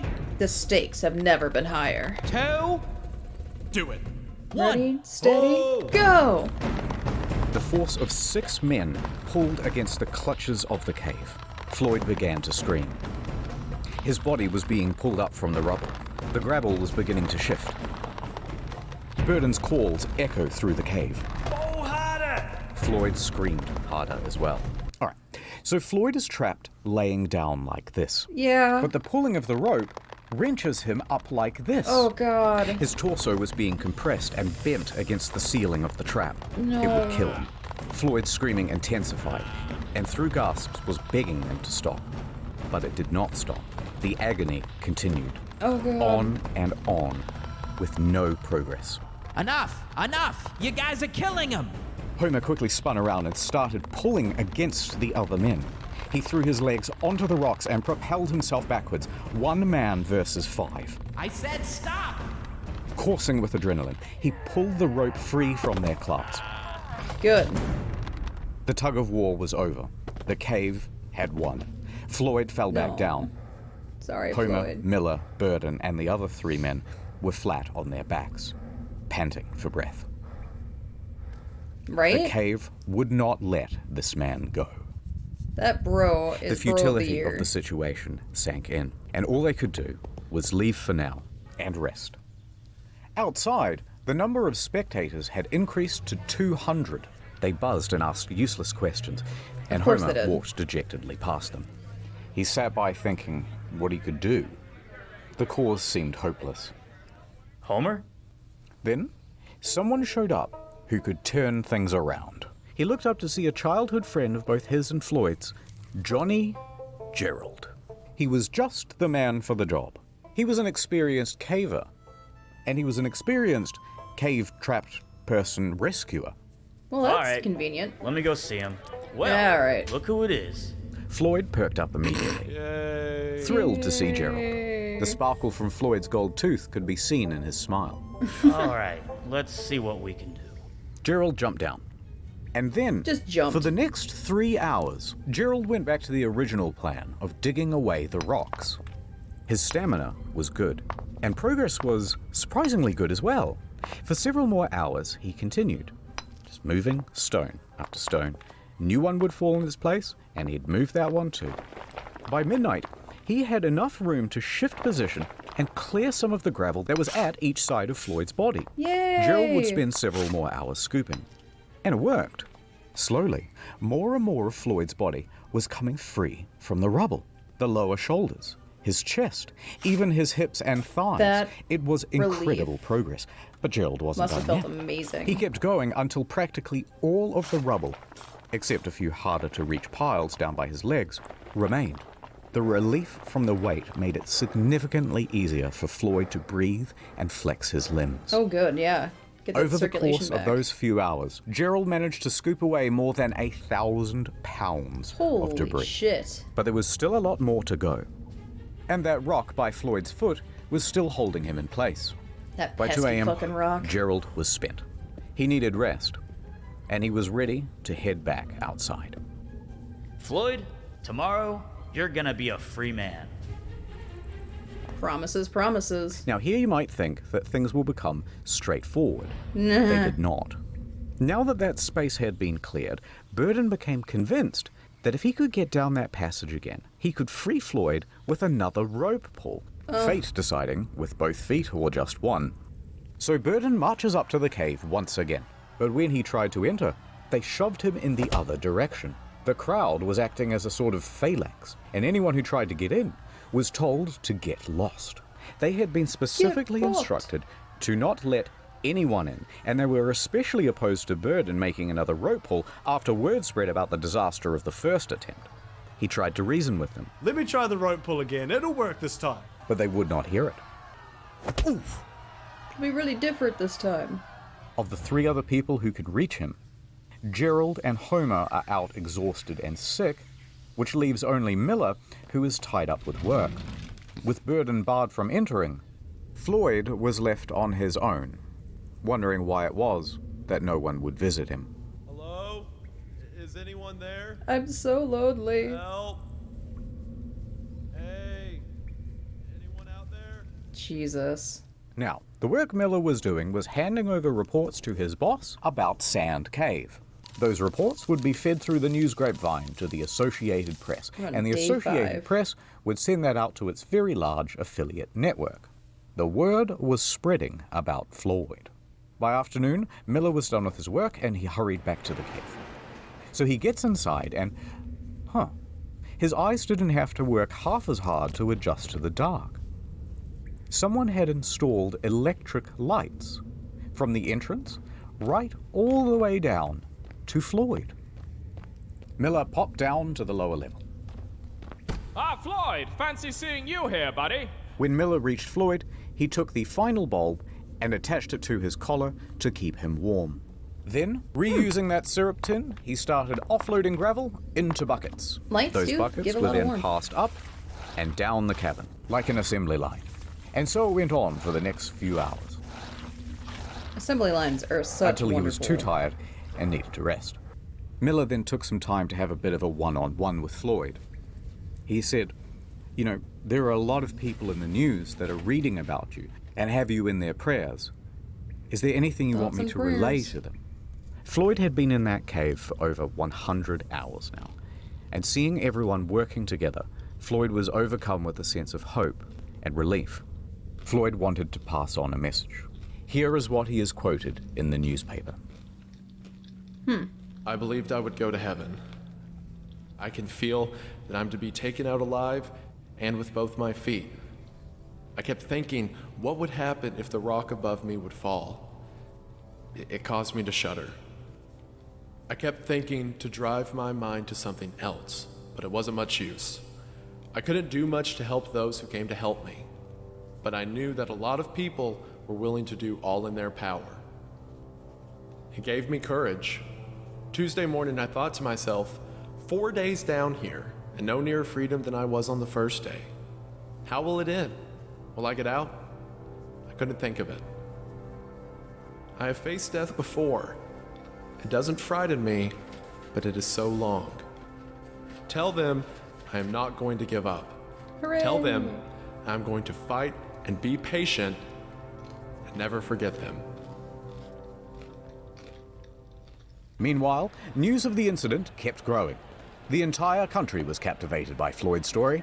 Crowds huddled around newspaper stands each morning and afternoon, waiting to get any new drips of information. It became a water cooler topic. Did you catch the latest episode of Game of Caves?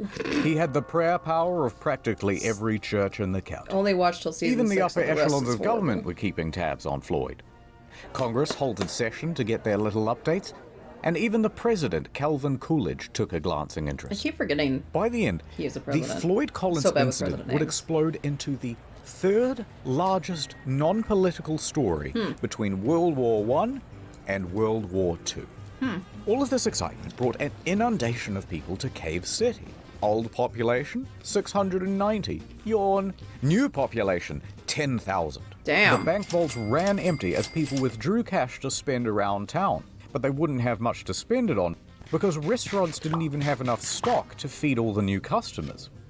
Practically every Damn. hotel room in the county was taken, so residents capitalized with a 1920s version of Airbnb and charged outrageous fees to offer Everyone forgets places to about sleep Coolidge. on their bedroom floor or in mattress-lined bathtubs.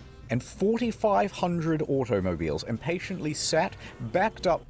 I mean, just another quick pause, but like, it's not necessarily a bad thing, I feel like, to be a forgotten president, because that means nothing particularly awful happens during your presidency either. I mean, nothing super great happened for you to be remembered by, like, the, see, I'm spacing on things now, but like, the Grand New Plan or whatever it was that, it was like FDR I'm so bad with history. Please don't use me as your source for history lessons, but like the New Deal and stuff, and like getting a whole bunch of like people out in the workforce and stuff.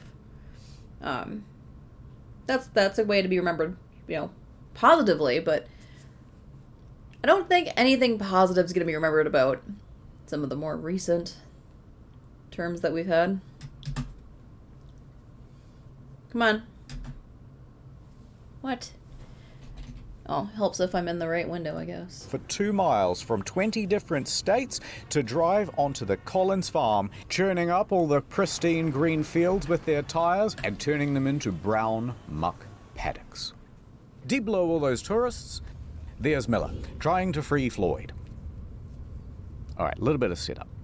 Floyd, Miller, some remaining rubble, rock. For anyone to lift the rock by hand would be impossible because Floyd's body obstructs the hole. Miller grabs a crowbar and shoves it through the gap. Now he's going to lever it off Floyd's foot. Cool. The Off his crowbar shin. is now primed in place. Next, he takes a jack. He positions it on top of the crowbar so that it will be forced against the ceiling. However, problem. That jack is too big. It doesn't fit. Miller Damn. yells up the tunnel for a smaller one, but this took some time. And when it arrived, too small, won't reach the ceiling. But instead of sending for another one, Miller takes 2 blocks of wood and bolsters them underneath the crowbar. Right, so the crowbar now sits higher, it fulcrums against the blocks, and the jack is sitting on top. All Miller has to do is expand the jack, which he will do using this spanner, holding it at the very tips of his fingers. You Sounds got easy. this. It's not. Yeah, but no, that's the plan. that sounds horrible. Let's get him out of there. He turned the wrench. We The got jack this. expanded, and the crowbar took strain. The whole thing slid apart with a pang.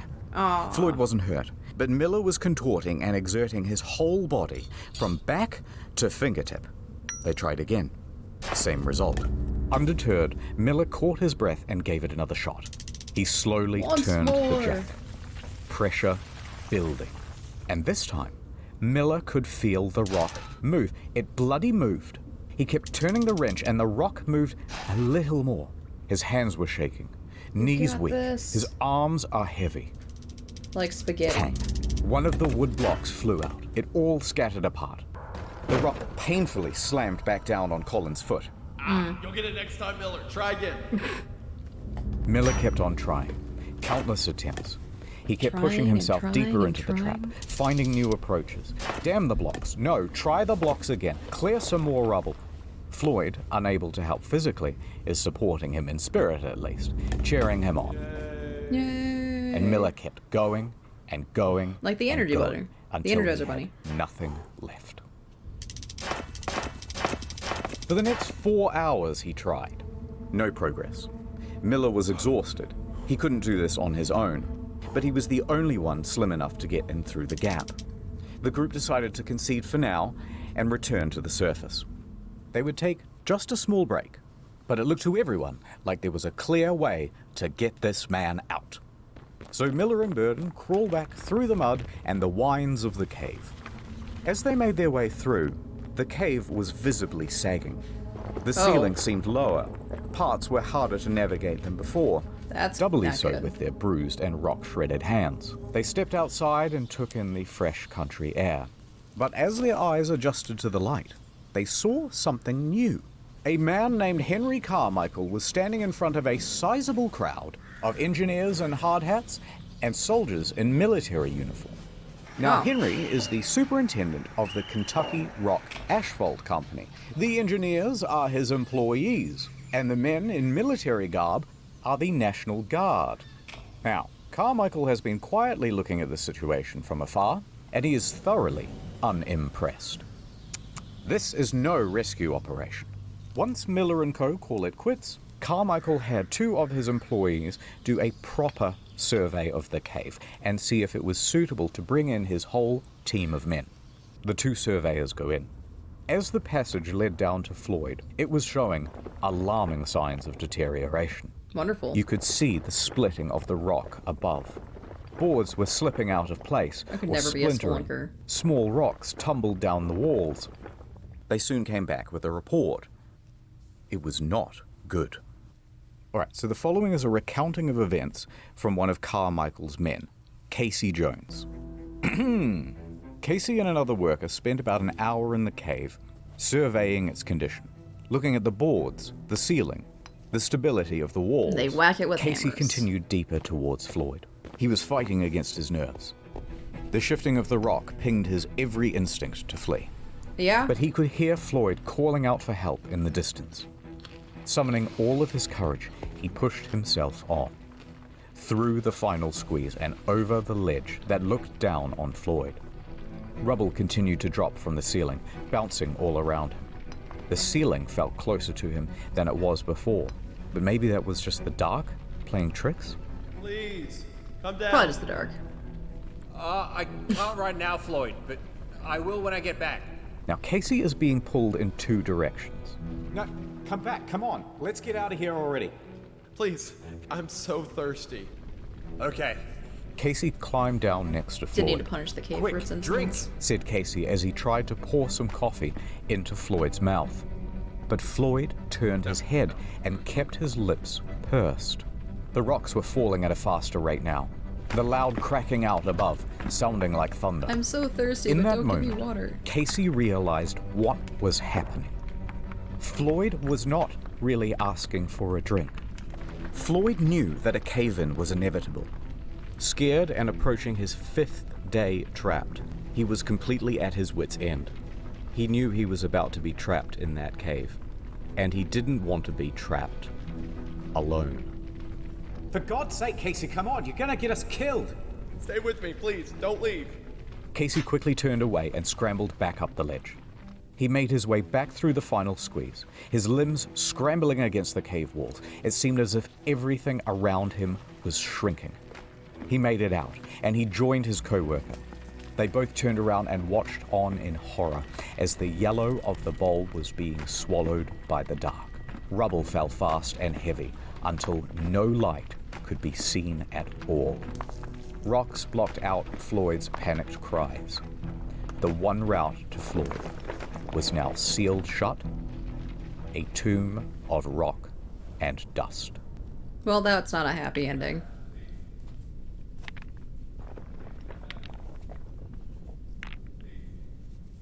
It's morning. Burden and Miller jump out of their tents, ready for the day. They're feeling optimistic.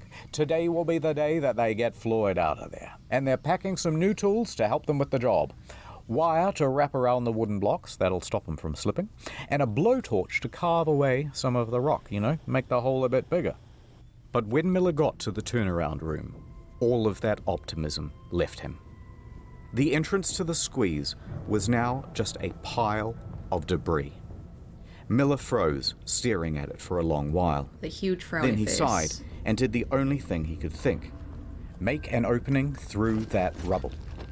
But the more he raked away, the more fell in its place. It was never-ending. He persisted, ignoring the danger around him. Thud. A large piece of debris landed on him. Oof. Luckily, it was only dried clay. He is uninjured. Good. But recognizing the danger, Miller returned to the surface. Fuck this. 15 minutes later, he emerged from the cave with a bloodied-up nose and bruises down his back and shoulders.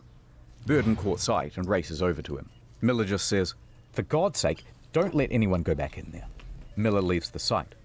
Burden doesn't know what to do. Over at the house, Homer is terribly ill and out of action, and that just leaves Gerald. Now, he comes marching up when he hears the news, and he is livid. He told the crowds to keep away or the whole thing would cave in, and they didn't listen. Then exactly that thing happened. And what were they supposed to do now? The rest of the day was spent squabbling and bickering over who was to blame. You caused the cave-in. No, you caused the cave-in. Oh, cave your bloody head in, mate! And Floyd spent the rest of that day alone. Oh, poor Floyd. I shouldn't laugh. At his plate. Well, I'm not really laughing at his plate, just the surveyors ridiculousness continued of people. checking the cave throughout the day. At 6 p.m., Carmichael had ordered everyone to an assembly. Gerald took the floor. He was going to give this one last shot. Gerald addressed the crowd. Listen up. There's death down there.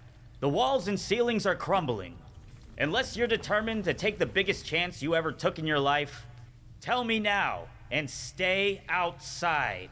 Next, they told all the Gorkas to get the hell out of the cave. Clear off. And so, Gerald went in and out of that cave half a dozen times, working away at the rubble, blocking access to Floyd, leaving only when he suspected another cave-in or to get food and water. Men on the sidelines were supplying new timber. A group of men helped Gerald to prop up the ceiling and guard against further collapse. Gerald toiled away at the pile, eager to reach his friend. He worked steadily, mindful of the danger poised right above him. Bit by bit, he reduced that pile, until a light. He called out, yelling updates through the hole. Bad news! We can't reach you, but hold on, we're coming. Gerald continued. The pile got smaller still. The gap was large enough now that Gerald thought he might be able to fit. Okay, that's enough. Floyd, I'm going for now, but when I get back, I'm gonna get you out of there. Gerald scrambled back out the cave, over to the men, and through panted breaths he said, Gather the equipment, and in an hour's time, it's gonna be me and Floyd coming out of that cave.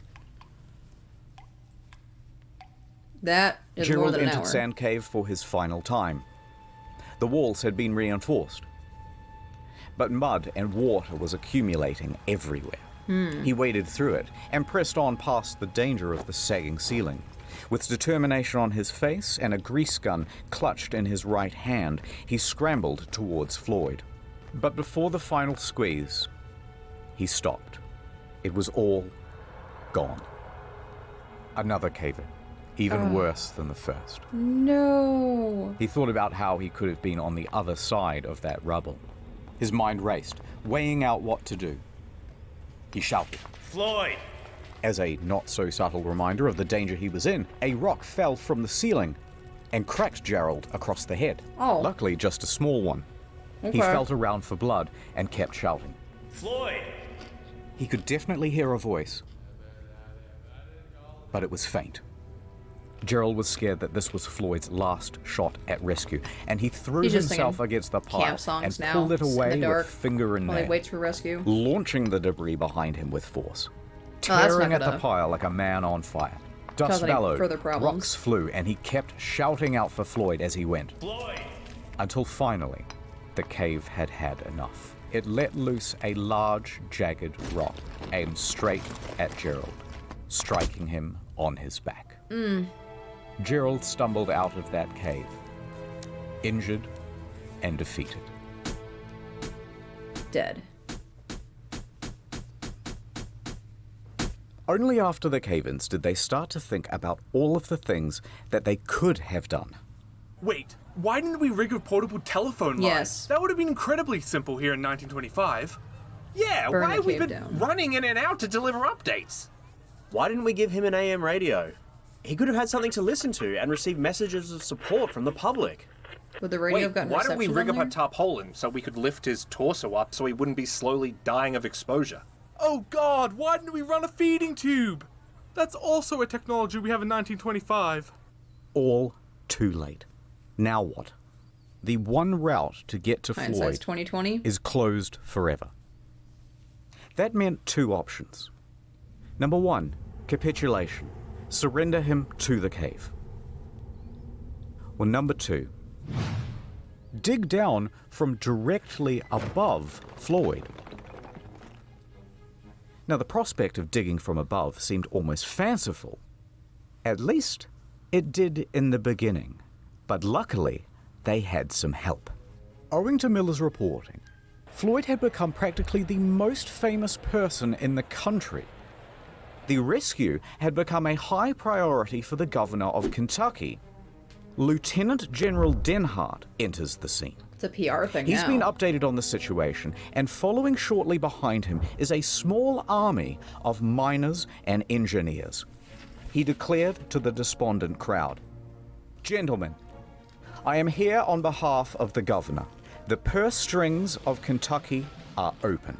Take this blank check and bring that man out alive." All right. Floyd, in that cold, wet confine, could not have imagined the scale of the operation that was going on 55 feet above him. Authorities assumed control of Colin's rescue. Denhart gave Carmichael control over the site, and Carmichael raced to get to work. Carmichael rallied up his men. His fleet Finally, of the professionals expensive are doing high-tech their machinery. jobs. Professional groups were brought in from all across the state. No longer was this the ad hoc effort of a few individuals. It was a professional and organized rescue. No more squabbling and standing around. Everyone knew what they had to do, and they were working as fast as they could. You love to see it.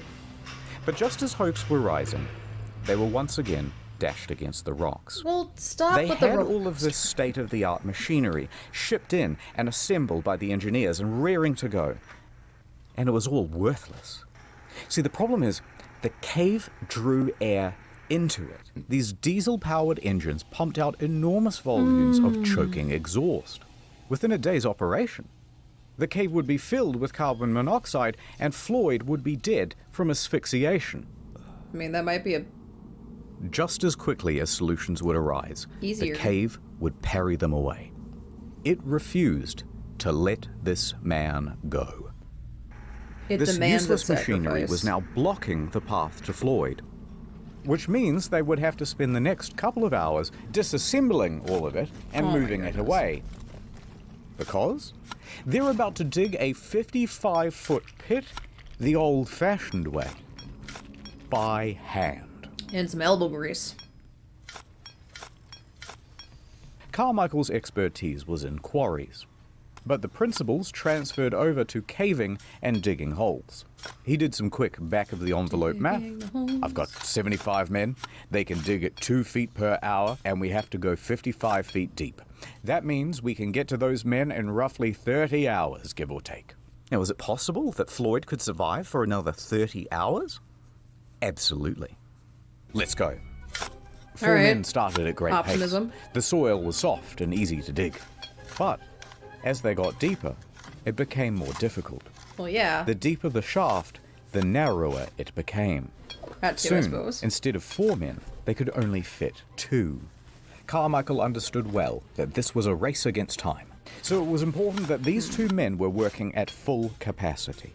Carmichael had a queue of men on the sidelines, poised to dig, and the moment that either of the 2 men in the hole slowed down, oi, they pulled them out and threw in a new one. Nonetheless, progress slowed the deeper they "Oi, went. you, out of the About a cave. quarter Next of guy's the way turn." down, they reached rock, and one of the men would have to work a pickaxe, leaving only one to shovel. At this depth, rubble couldn't just be flung into a pile.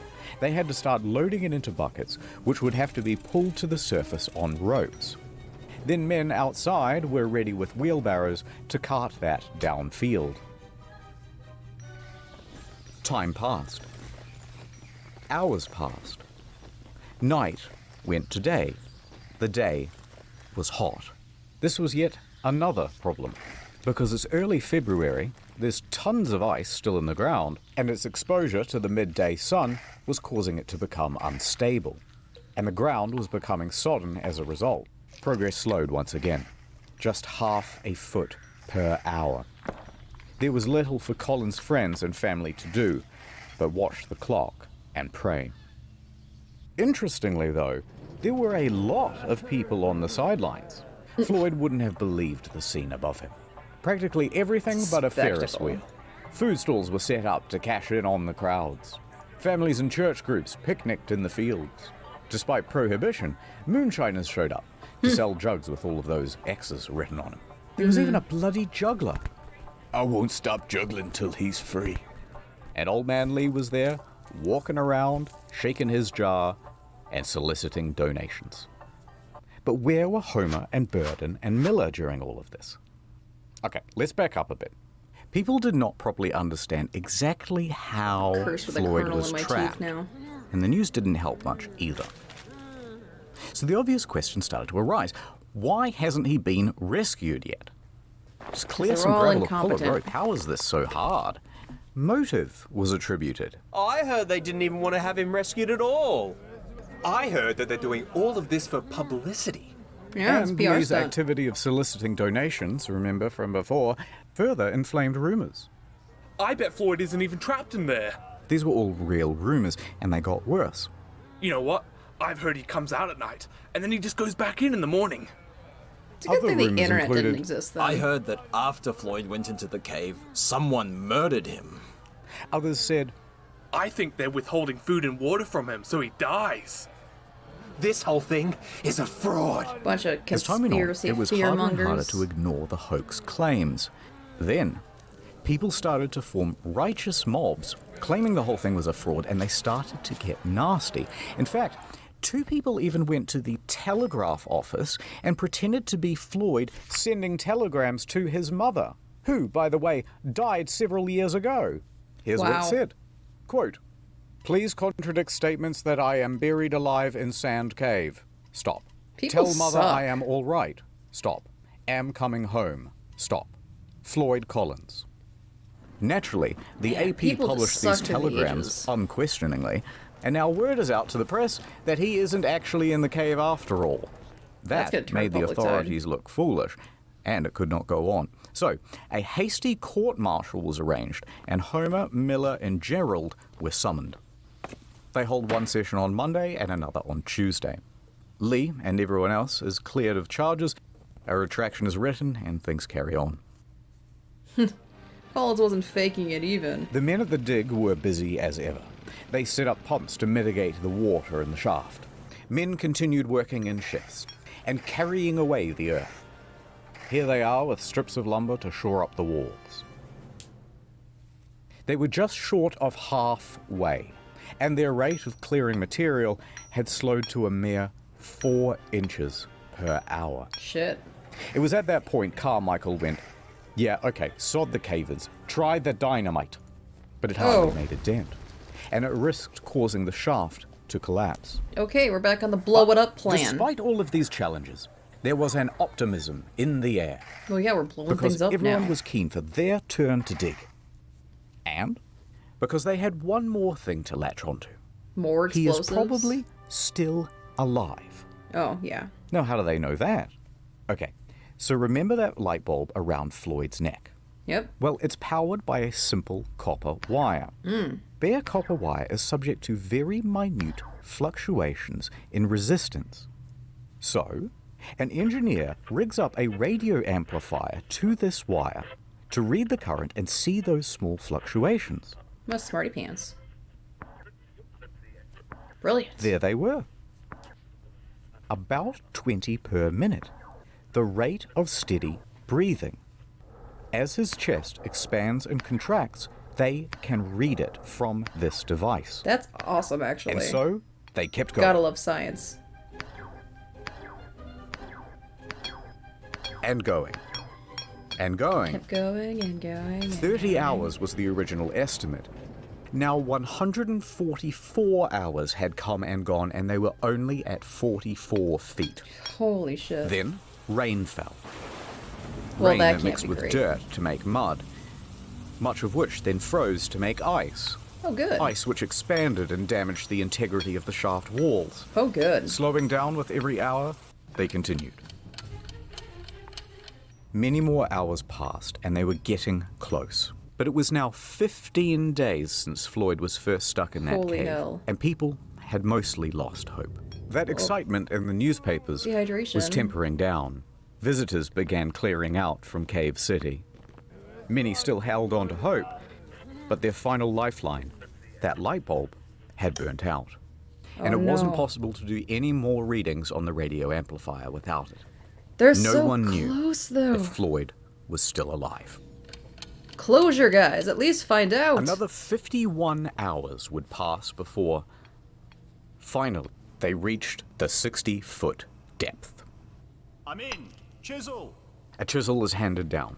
At 1:30 p.m. on Monday, February 16th, Sand Cave would open once again. Floyd had been pinned in that cave for 17 days. Holy shit. 12 spent without food, survivable. 12 without water, likely not survivable. The light bulb, a vital source of warmth, burnt out 4 days ago. But maybe the moisture from the dripping of the cave walls provided him with some sustenance? There are stories of people surviving harsher extremes. A few final Humans are rocks quite were moved adaptable. to allow Ed Brenner to squeeze in. Everybody stood by, absolutely silent, peering into that hole. Ed scanned the opening with his flashlight, listening carefully for movement. Then, head first, he worked his way in. The flashlight reflected dimly off the rock walls, but then his gold caught the tooth? reflection of something gold. His tooth. That golden flicker was not the light bulb. It was the glistening of light reflecting off a gold tooth. Oh no. His mouth hung open. Does that mean he was Floyd dead? was dead. No, I was hoping for a happy ending. Brenner was helped out of the cave and he delivered the news. Dead.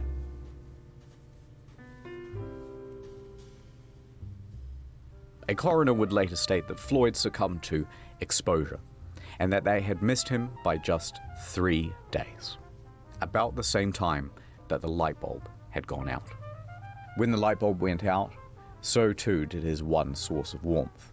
If it had held out, Collins might have as well. But what would they do now with the body? The shaft walls were ready to fall inwards, and risking lives to remove a corpse was seen as just irresponsible. So it was decided by the authorities.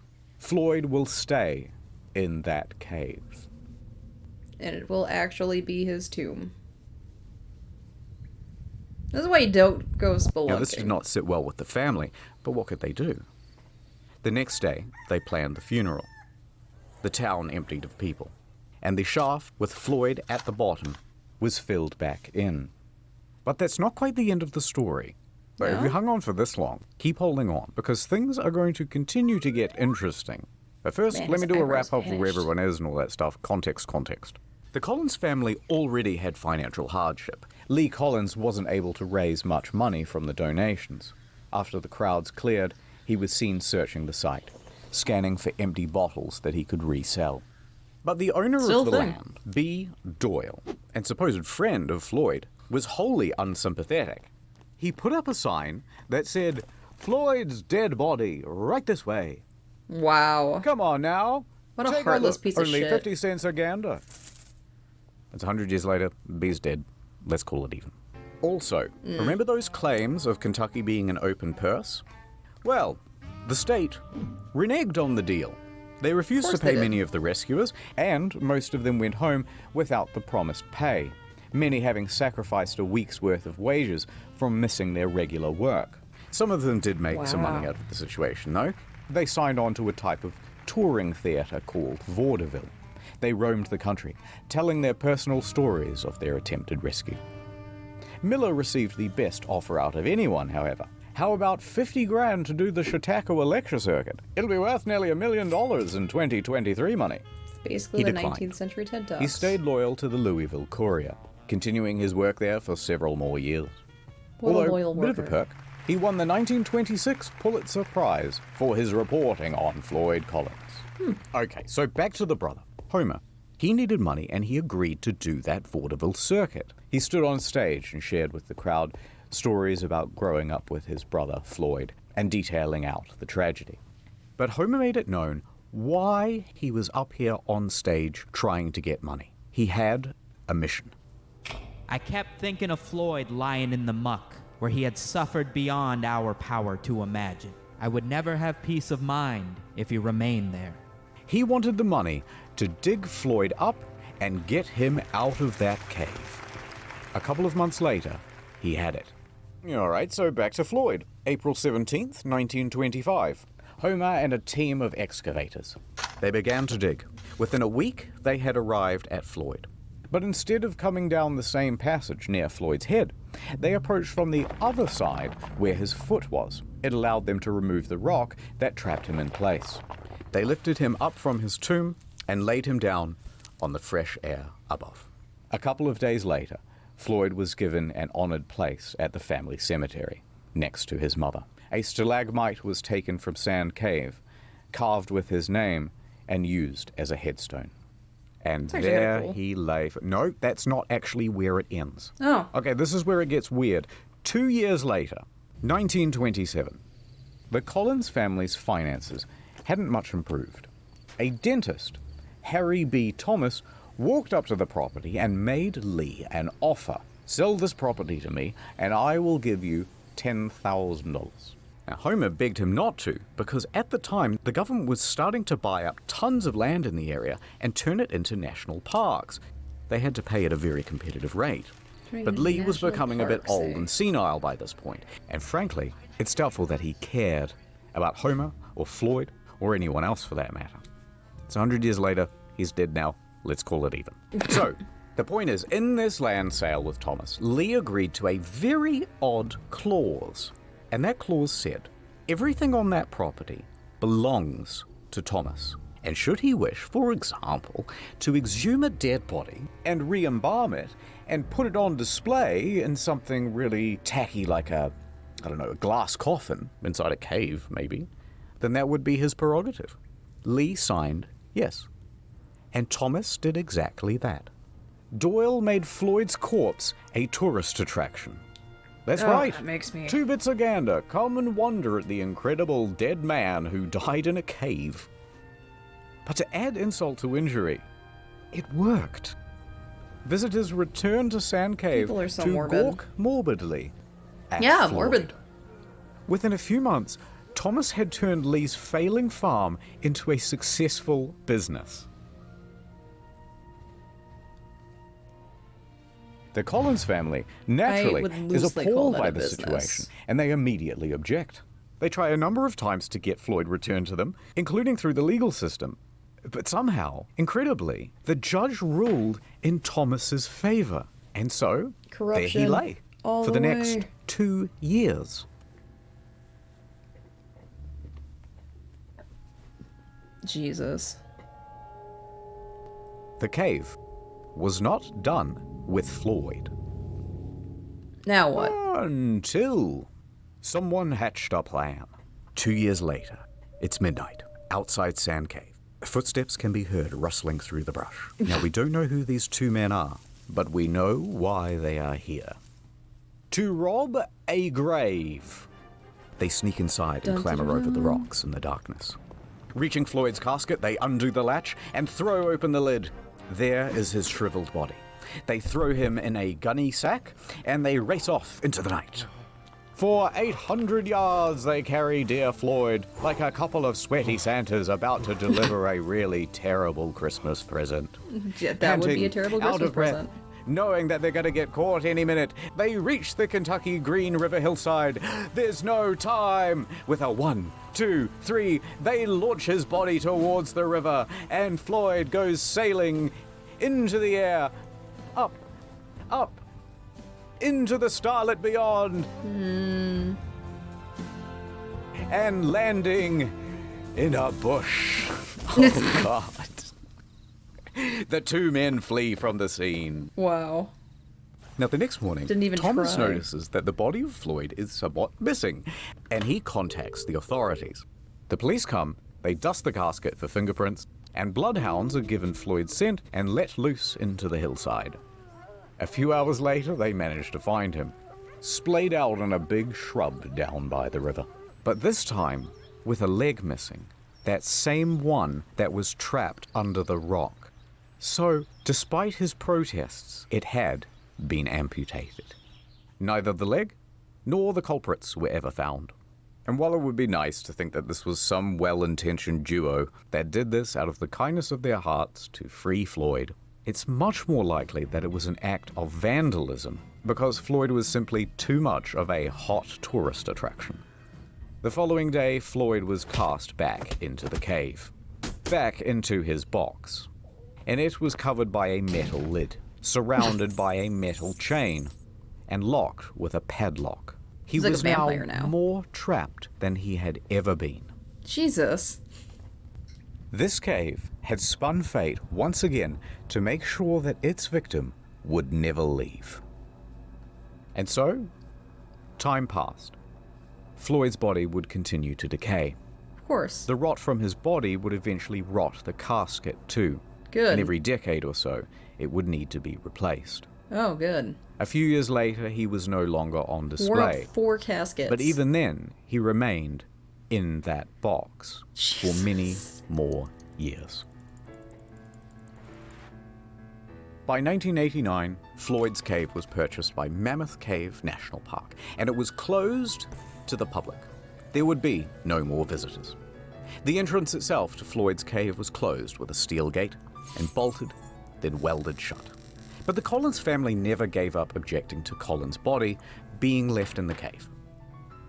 And here is where the story ends. In 1989, at the Collins' request, the National Park Service ventured into Floyd's Cave. Continuing on a more than 60-year tradition, a team of people worked over the course of several days to remove him from the cave.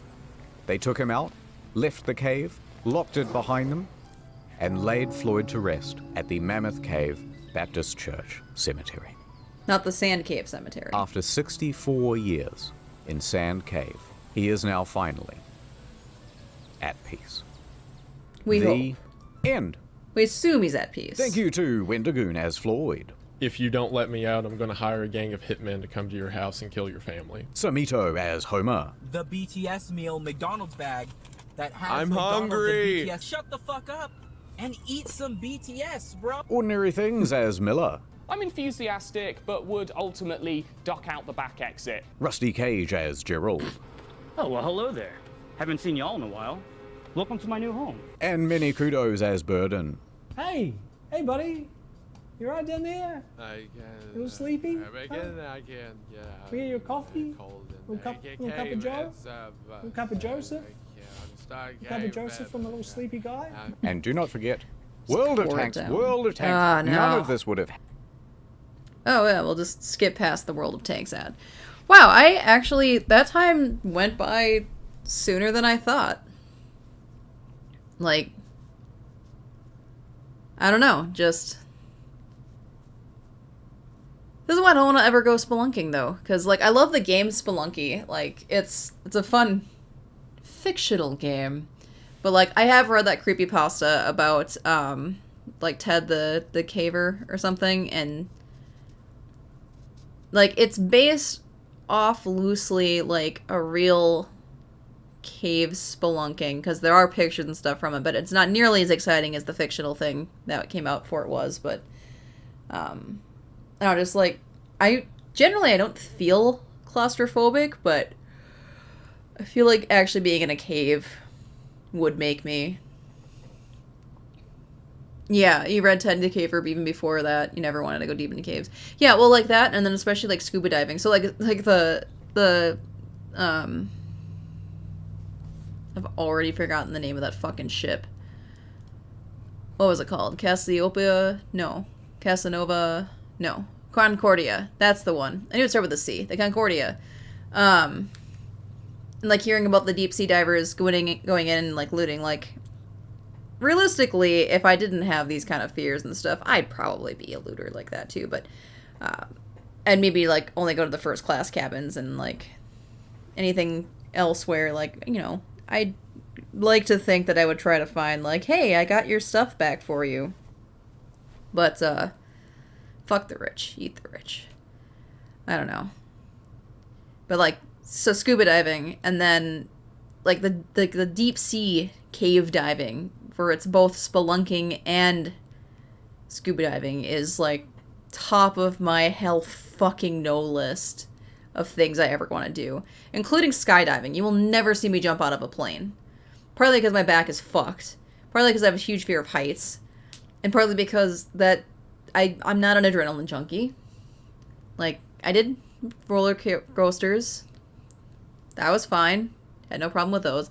Never doing one of those stupid slingshots either, because I've seen too many videos of where, like, the elastic band snaps. Ugh. But yeah, spelunking, that was just, like, even just the idea of being, before dying, trapped for 100+ hours is... Especially, like, the whole concept of, like, being alone with your thoughts for that long. Yeah, you got some claustrophobia out of this? Yeah, no, it's just, having it be, like, little, like, drawing doodles helped a bit in making it not quite as bad, but... Man. No, thank you.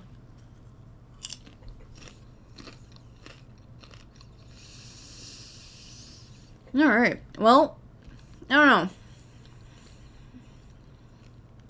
How long are these fancy theaters? It's 9... 30-ish minutes.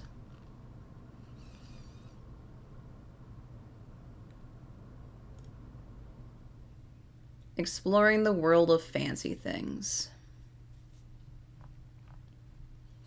Maybe we'll do a whole fancy series reaction down the road or something. We'll keep it at this. I'm gonna switch it up. I'm gonna do Necrodancer or something. Something happier, something upbeat, something to distract me from the horrors of death in the water and death in the caves. And also meet Canyon's butthole chins. Oh, I'm sorry, Badger. Did I disturb you? Buddy. Alright. Well, good times, good times.